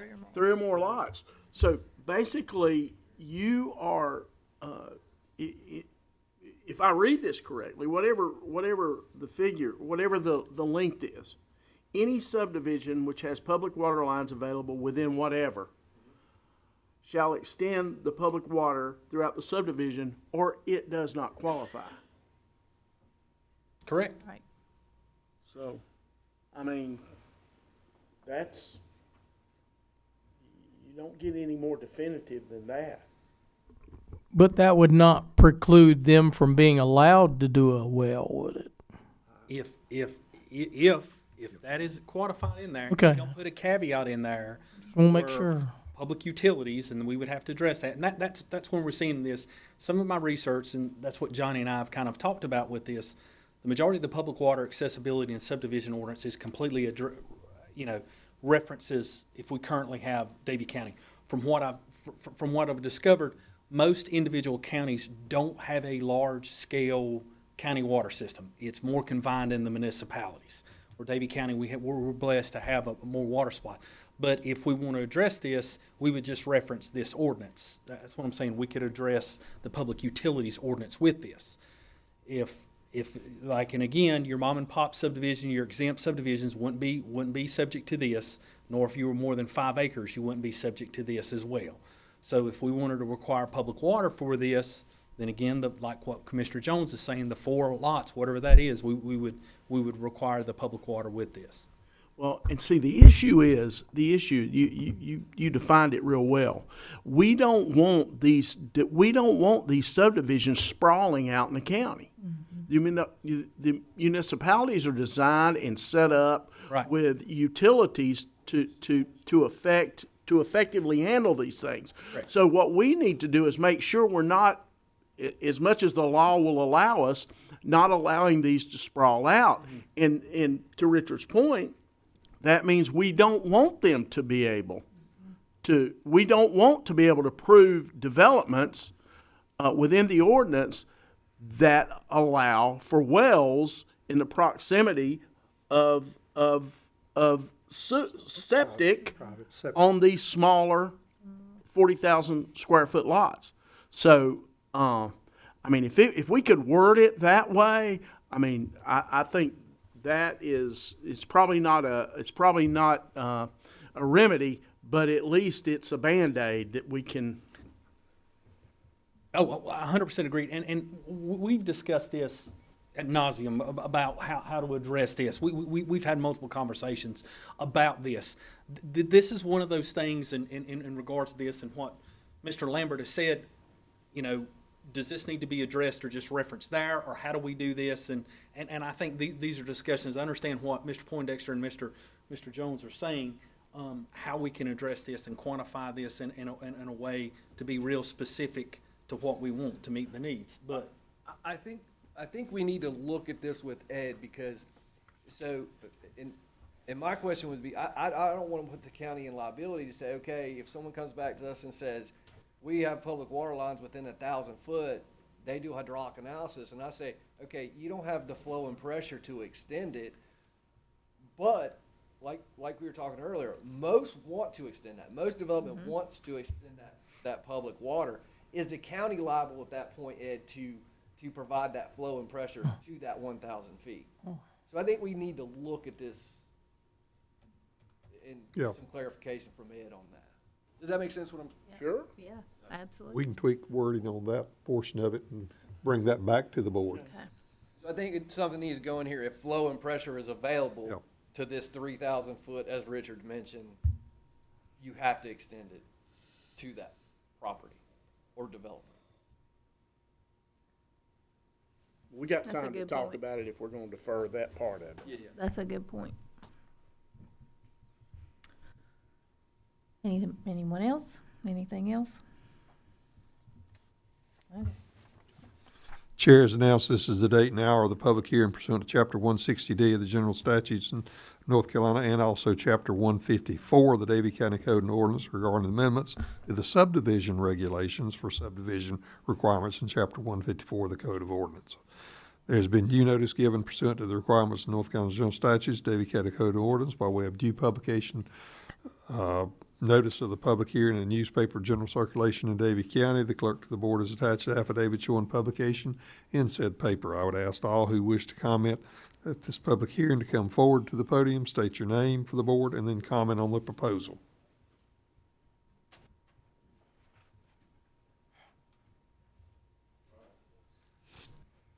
I just got a comment. I know you folks have worked real hard on these subdivisions, and I happen to have one that's really screwed up in my district. And you talk a lot about liability and providing a water source. Like Richard was saying, the lots that were approved in my development are 80-foot wide and 500-foot long. So what happens when those wells start to fail or start to get contaminated? Who's holding the bag for that? I mean, does the county have to, at that point, run water to fix that problem? I don't know. I'm just throwing that out for consideration while you're thinking about all the things that you talked about. A lot of good points. And I know that the state's put some restrictions on what you can and can't do. But we're already in that boat, and we're running out of oars. That's right. So, I appreciate what you're doing. I know these guys are working hard too on their end to get it together. We're kind of the ones that are left holding the bag out here in the emergency service field in terms of providing fire protection in developments like that doesn't have water. And I know I'm preaching to the choir, no pun intended, preacher, but still, that's just a consideration to think about what happens if the setup that you approve starts falling, starts failing. Who's liable for that? Where does that fall? Thank you, Chief. Anyone else wish to comment, come forward. Jody Everett, 212 Sowers Lane. Be bold. Don't be afraid of what lawyers might say or might do. There's a reason we have a Supreme Court in this country. Stuff goes there all the time. It gets overruled, overplayed. This stuff's great. I liked what you did last time a little bit better, what Mr. Easter put in there. I know there were some risks there. Don't be afraid of that liability. I would wager that fighting a battle in court is probably a little cheaper than 2 or 3 fire trucks. Don't hesitate to do more. You know, Mr. Jones, you said your goal was to prevent these things in the first place.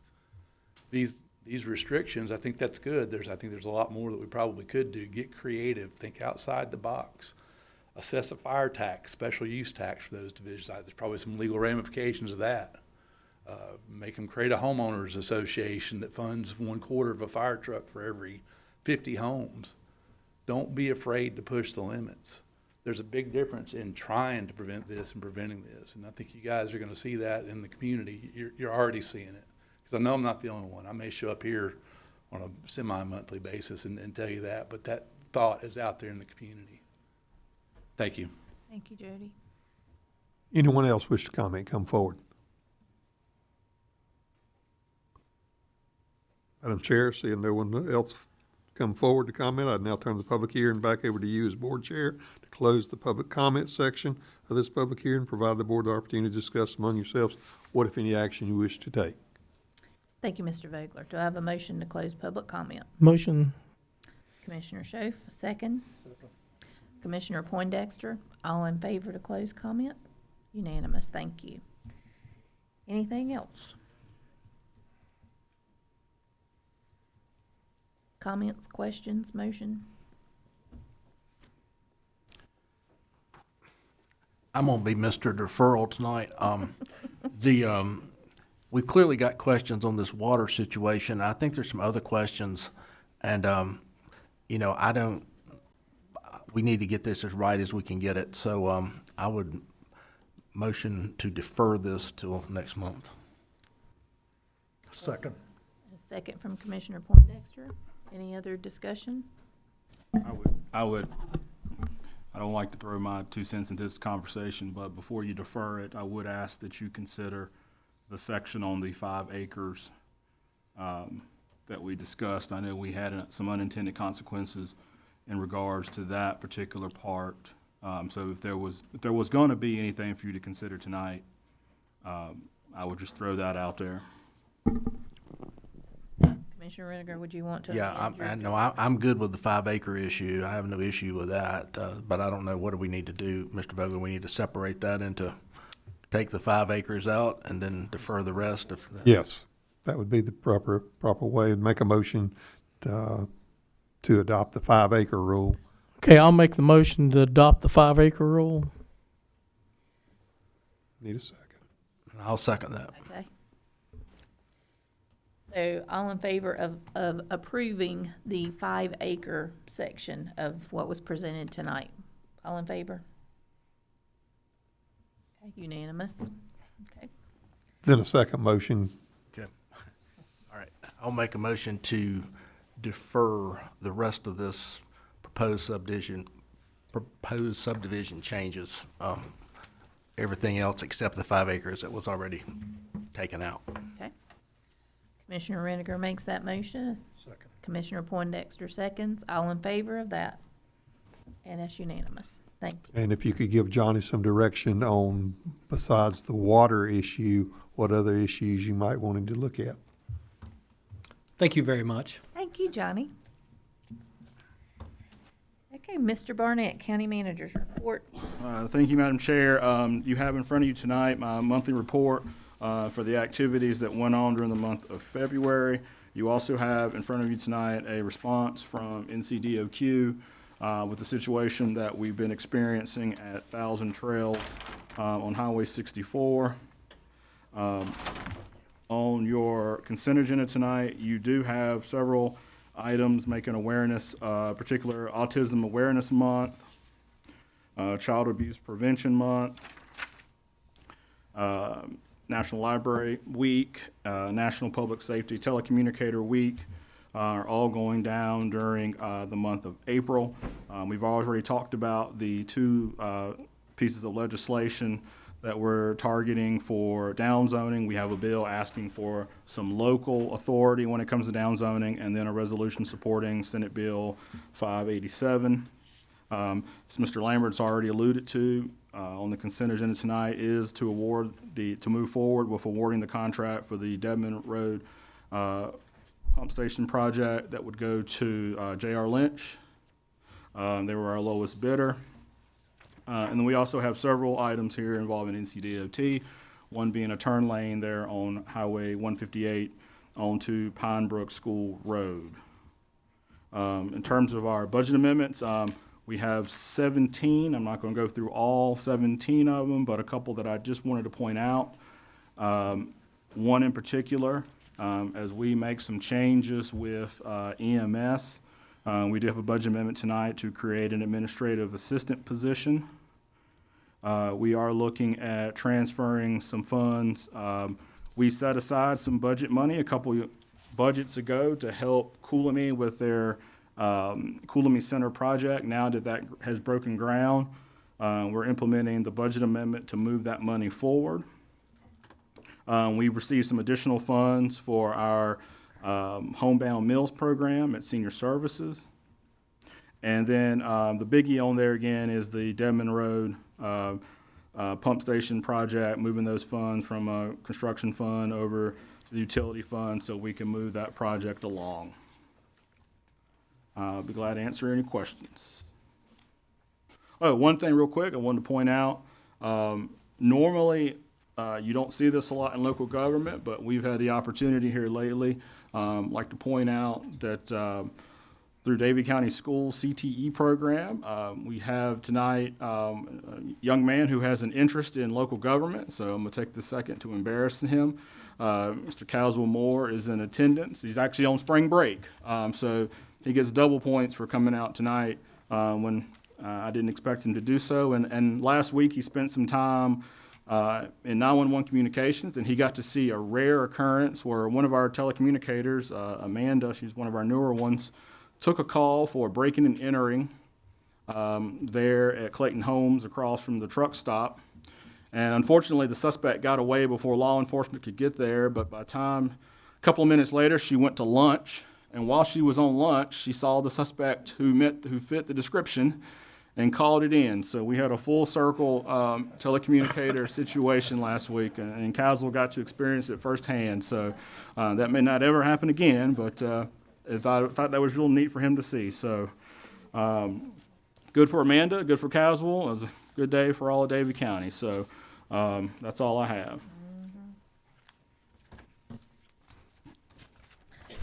Thank you, Mr. Barnett. At this time, we will move to 8A, the budget discussion. I know Commissioner Schoaf has some things he would like to share.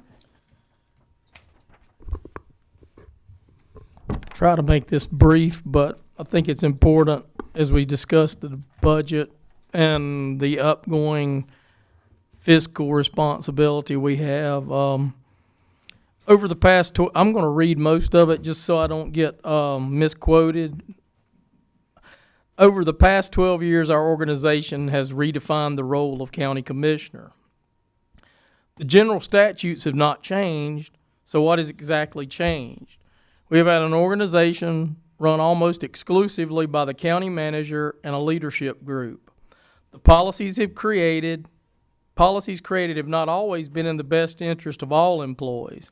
At times, the interpretation and application of these policies have been arbitrary. During my tenure on the board, the commissioners have reviewed and changed a number of policies.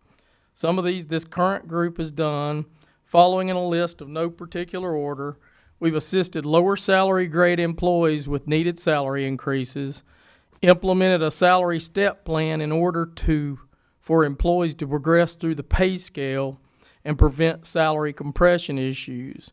We've expanded FMLA benefits for all county employees, approved a change to include non-continuous service in the calculation for retiree insurance eligibility, and funded a supplemental pension benefit to local law enforcement officers who work in the detention center. I never realized when becoming a commissioner how many obstacles I would encounter, thus hindering my ability to perform my duties expected by the citizens who elected me. I have questioned policies and conducted some of my own personal research since becoming a commissioner. The following are some observations, all of which are based on data. As efforts have been made to increase pay for those employees in lower salary grades, it has become apparent what an entirely exponential pay plan can create. It creates wider gaps between employees. Some employees doing the exact same job at the exact same salary grade for a longer period of time make less than an employee who has worked the job for a shorter period of time. Although this next observation could be characterized as an opinion, our organization clearly has some jobs graded at too low of a salary grade, which can clearly be supported through data. Next, we have employees who receive good evaluations who are not receiving the 1.25 merit step increase due to an evaluation tool that's got a conversion formula which is skewed. Next, we have had many employees who have taken voluntary demotions whose salary have been decreased well beyond the 5% decrease stated in the personnel policy. One such example, or two such examples, resulted in double-digit percentage decreases for employees. With reasonable annual living cost living raises, merit step increases, milestone adjustments, reclassifications, multiple certification increases, employee fringes, and increased staffing, our personnel costs appear to not be sustainable. And finally, from these observations, we have too many employees in management or director positions or in director by title only. Upon realizing that I made a mistake in helping to pass the FY 25-26 budget, largely due to an approximately $9.3 million increase from one year to the next, I started thinking and asking questions. The reevaluation for 2025 was unprecedented in nature because values did truly escalate unlike any other time in recent history. Our reevaluation in Davie County demonstrated this in many of our parcels. I've been asked by many questions about the reevaluation. I've had numerous lengthy conversations about the reevaluation. I'm not going to elaborate and create confusion regarding the vast amount of data I have compiled. I want to merely share a fact regarding this data. As a citizen, feel free to draw your own conclusions. Of the approximately 25,500 parcels in the county at the time of the reevaluation, approximately 5,700 parcels either went down in value, remained approximately the same in value, or increased by 20% less in value. Please note that the tax rate dropped 8.44 cents per $100 in value. This is a statistic I wanted to share. This in no way is a defense of the substantial raw dollar increases that many citizens faced. Over the past year, I've been researching county expenditures. I want to make it abundantly clear that in order to help our existing employees, we must maintain a sustainable budget. I've stated numerous times how we need to be vigilant about adding staff, and if we had an opportunity to consolidate a position or a role, that we should strongly consider doing so. Each time I've been met with strong resistance. It is as if once a position is established, it should be held in perpetuity. I've been told by management as well as department heads that we as commissioners should not get involved and should have no role in determining department heads counts. Let me share a quick anecdote. In 2011, we were still crawling out of the recession. At that point, the commissioners decided to reduce the head count in my former office of Register of Deeds. It was a little tough at first, but my office survived, embraced technology, and continued providing the great service that citizens had become accustomed to in our office. Just to highlight a couple statutes. North Carolina General Statute 159, Article 3, authorizes the Board of County Commissioners authority and oversight of county revenues and expenditures. The statute further authorizes the board to set the tax rate. North Carolina General Statute 153A, Article 5, states that the Board of Commissioners may create, abolish, and consolidate offices, positions, departments, boards, commissions, and agencies of the county government, may impose ex officio the duties of more than one office on a single officer, may change the composition and manner of selection of boards, commissions, agencies, and may generally organize and reorganize the county in order to promote orderly and efficient administration of county affairs subject to limitations required by law. North Carolina General Statute 153A-103, subject to limitations that are set forth below, that I'm not going to read the limitations. The Board of Commissioners may fix the number of salaried employees in the Sheriff and Register of Deeds offices. The Board of County Commissioners is not obligated to accept a budget proposal from the Sheriff or Register of Deeds, but once it approves a budget and salary plan and enacts such a budget ordinance, the county is obligated to abide by that ordinance and pay out the monies appropriated. The following is completely statistical.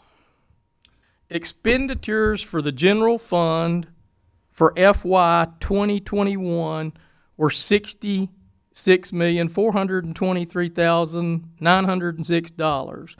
2021 was also a reevaluation year.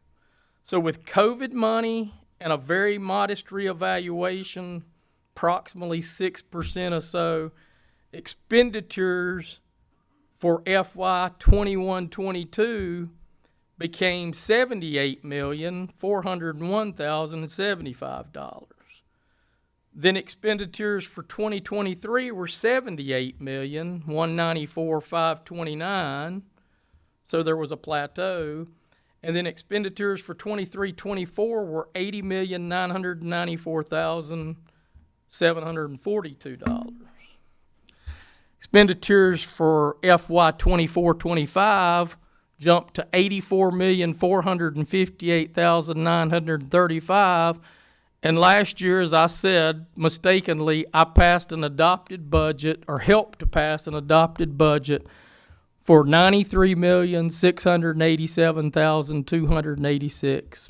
The question is, how did we go from $66 million to $93,687,000 in just 5 years? Obviously, there's been some inflation. We all know that. Let's be fair about it. Obviously, there was a good portion of COVID money during that time. But some of this COVID money appears to have become recurring expenses. Other underlying reasons: capital projects, purchase of equipment and other capital items, fleet-related expenses. Personnel costs for the general fund for FY 2021 were $22,634,275. Personnel costs for FY 24-25 were $32,866,612. This is a result of additional staff, salary increases, and probably some of the fringes and insurances. Another important note is salaries for full-time employees paid by the general fund on 7/1/2022 were $16,500,510. And on August 1, 37 months later, salaries paid by the general fund were $21,866,612. I further looked at this and noted that on that same dates between 7/1/2022 and 8/1/2025, 59 employees paid from the general fund had salary increases of $15,000 or greater. There were 34 employees who had an increase between $15,000 and $19,999. There were 18 employees who had an increase of $20,000 to $24,999. There were 4 employees who had an increase between $25,000 and $29,999, and there were 3 employees who had increases of over $30,000 during that 37-month period. Finally, I'm requesting that the tax rate be lowered approximately another 4 cents. My rationale is very simple, and it's as follows. The citizens voted for a school and park bond to be used exclusively for those purposes, not to fund other expenses. For 2027, the approximate value of a penny I've got conservatively is about $830,000. 10.8 cents at 830 equals $8,964,000. The payment for 2027 will be $5,355,050, difference of $3.6 million. The 1 cent allocation for the park and recs equals $830,000. Payment of $358,750, leaving approximately $471,000. So those are the two areas why I'm saying there needs to be a cut. I want to make it very clear that I don't want to see any cut like this affect some of the services that we provide in the county, or it be used and balanced on the back of the hardworking employees in our counties. In conclusion, what I have provided tonight are only highlights of statistics that I have taken and done research for our overall organization. Thank you for your attention. Thank you, Commissioner Schoaf. Does anyone have any other comments in regards to this? I don't have a comment, but I have a question. And Brent, you may or may not know this, and if you don't, I'd like to have this answered. You're netting out of the bond the amount of dollars that we take in based on the 10.8 or the 11 cents and then the 1 cent, but primarily the 11 cents. When did that top out? In other words, how long have we been, did you see that when you studied? In other words, you're netting out about $3.6 million difference. When did we begin to see that? I think we were netting out some money 4 or 5 years ago, but it's not nearly to the extent of what happened after the reeval. Okay. You know, I could go back and look, but it's not a crazy, you know, I think probably maybe $1 million or so, maybe a year. Yeah. At least it's some of those years, because we've been in that position where values of real estate have gone up so much that that, you know, we've had a lot of organic growth, so the value of a penny's gone up considerably every year since probably about 2020. So there's probably, since about 19 or 20, we have accreted, or whatever the term would be, a decent amount. I just need to go back and look at what that is. I mean, it's a substantial amount, but nothing like what we're seeing now. The other thing was, it probably was a little more of a substantial amount because we're making higher payments now than we were at one time. So I would have to look at that before saying too much. Anyone else?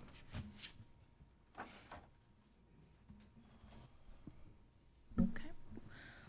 All right, I will move on to the consent agenda. Before we vote on that or ask for comments about that, I just want to highlight, I'm not going to read all of these resolutions because we've already gone so lengthy tonight, but I do want to read one of them. We have some resolutions this month that I think are very important. Our Autism Awareness Month resolution, our proclamation for Child Abuse Prevention Month, which is extremely important, National Library Week. Their theme this year is Find Your Joy. And I think that we have a lot of library employees that are really working towards that theme this year. And then April 12th through 18th is National Public Safety Telecommunicator Week, and we've already had Paul talk tonight about the importance of our 911 system. So we have declared that proclamation for this month. But I do want to read the Autism Awareness Month proclamation very quickly. Whereas autism spectrum disorder is a developmental condition that affects communication, behavior, and social interaction, impacting individuals and families throughout Davie County and across the nation. And whereas autism affects people of all racial, ethnic, and socioeconomical backgrounds, and current estimates indicate that 1 in 36 children in the United States is diagnosed with autism, highlighting the importance of awareness, understanding, and support. And whereas individuals with autism possess unique strengths, perspectives, and talents that enrich our communities, workplaces, schools, and families. And whereas early diagnosis, intervention, and access to appropriate services and supports can significantly improve outcomes and quality of life for individuals with autism. And whereas increasing public awareness, promoting acceptance, and fostering inclusive communities are essential to ensuring that individuals with autism are valued, respected, and provided opportunities to reach their full potential.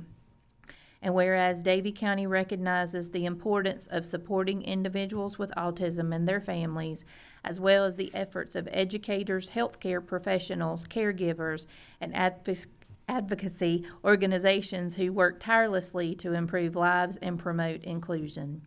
Now, therefore, be it proclaimed that the Davie County Board of Commissioners hereby proclaims the month of April 2026 as Autism Awareness Month. Davie County encourages all citizens to increase their understanding of autism, support individuals and families affected by autism, and promote acceptance, inclusion, and compassion throughout our community. I'm going to take this opportunity to tell you one of the reasons, of course, it's so dear to my heart is because of my special needs choir, the Shining Stars. Many of our members are autistic. And on April 19th, our little group's going to be singing the national anthem at the Winston-Salem Dash game, and we're just tickled pink we were chosen to do that. And I appreciate Karen preparing this for us so that we could recognize this tonight. That being said, is there any other discussion in regards to the consent agenda? Madam Chairman, I just have one quick question as it relates to using fund balance to cover a new EMS administrative position. What's the vision here? I know we've had a couple of people retire there. What are we looking to do in terms of restructuring? Sure. We had some administrative duties that were really being covered by one individual who has since retired, and we have taken that position and we have turned that into an assistant EMS director.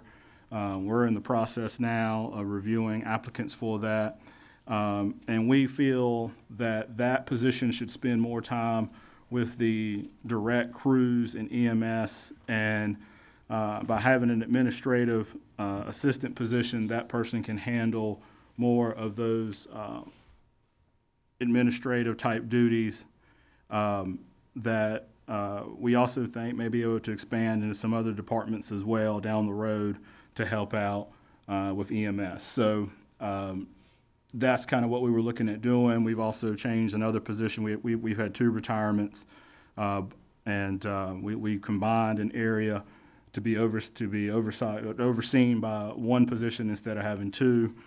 And I think this will really help EMS as it moves forward here in the near future. So you're going from 2 to 1 and then an administrative assistant. We're not expanding beyond that. Correct. Okay. Okay. I guess I do have a question. Should we move forward with that now, or should we wait till budget time as close as we are? From a budgetary standpoint, I mean, obviously, if you do this transfer tonight, this budget amendment, then you would be putting that position into your base budget for next year. So you'd be paying for a quarter of this year in budget. You wouldn't pay for a physical person until you actually hired somebody and brought somebody in. We haven't even advertised this position due to the fact that we don't have the amendment in place. It's really a matter of how soon.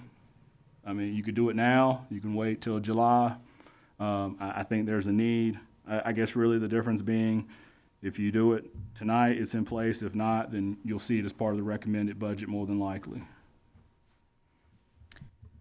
I don't deny that there's probably a need there, as well as I believe there's a need for administrative assistant in the fire marshal's office. But with the talk that we're currently in with the budget and the proposed reduction of the property tax rate, I just want to make sure everybody's on board with moving forward with that at this time. Well, I don't have any problem with it if you're telling me that we're going to net a reduction. You're going from 2 full-time employees to 1, and then an administrative assistant. I'm going to, and I guess I should know now not to assume anything, but that administrative assistant's salary would be less than one of the 2 positions that retired. I can't sit here and tell you that because without crunching the numbers and looking at the potential candidates. I mean, if we have any candidates for any of the 2 empty positions that we are advertising, depending on their experience, depending on their qualifications, I can't answer that question right now. I mean, we want to get the best people we can in these roles, and sometimes you have to look at what they bring to the table, trying to answer that specific question. Well, I would say if you can't answer the question, that probably we don't even know if this is adequate or not. You mean the position? Yeah. No, I think there's a need for an administrative assistant in EMS. I hear you, but you're telling me you don't know what the budgeted position would call for in the full budget. No, I don't have that number here in front of me. No, I don't know. And again, I just don't want to tell you that it's going to net us a return without knowing the individuals. Well, 17,273 times 4 is 69.92. So does that include benefits? Yes. And that's just taking your base level position and dividing that by 4 to get you to the last quarter. That's insurances and everything. Mm-hmm. Have we developed a job description? Oh, yeah. Everything's in place to move forward with advertising this position with the exception of the budget amendment. And right now, it's not part of headcount, so we can't move forward with it. Are they going to answer the phone? Or are we still going to have a computer answering the phone? I would certainly hope they'd answer the phone, yes. Well, because the that's phone hasn't been answered there in a really long time, so.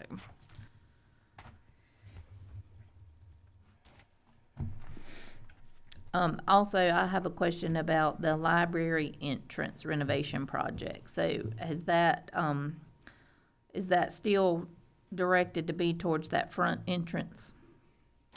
That's what the Board of Trustees is leaning on. We have not etched it in stone exactly what that is going to be, but we went ahead and moved forward with that money on this year so that we can go ahead and try to expense it out.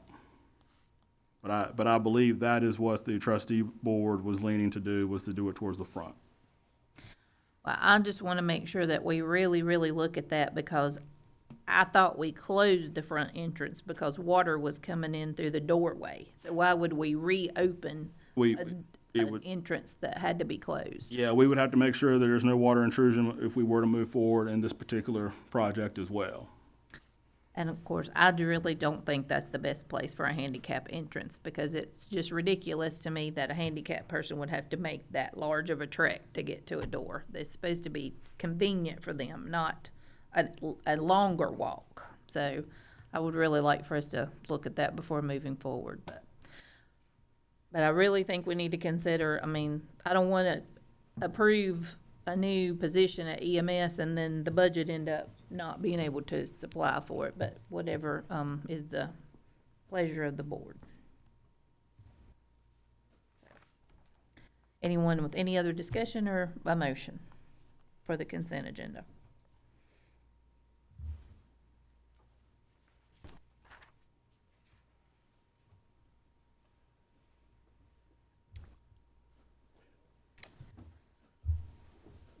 Go ahead, Terry. Well, based on the recommendation that this position is needed for EMS, I'll make a motion to approve the consent agenda. Okay, we have a motion to approve. Do we have a second?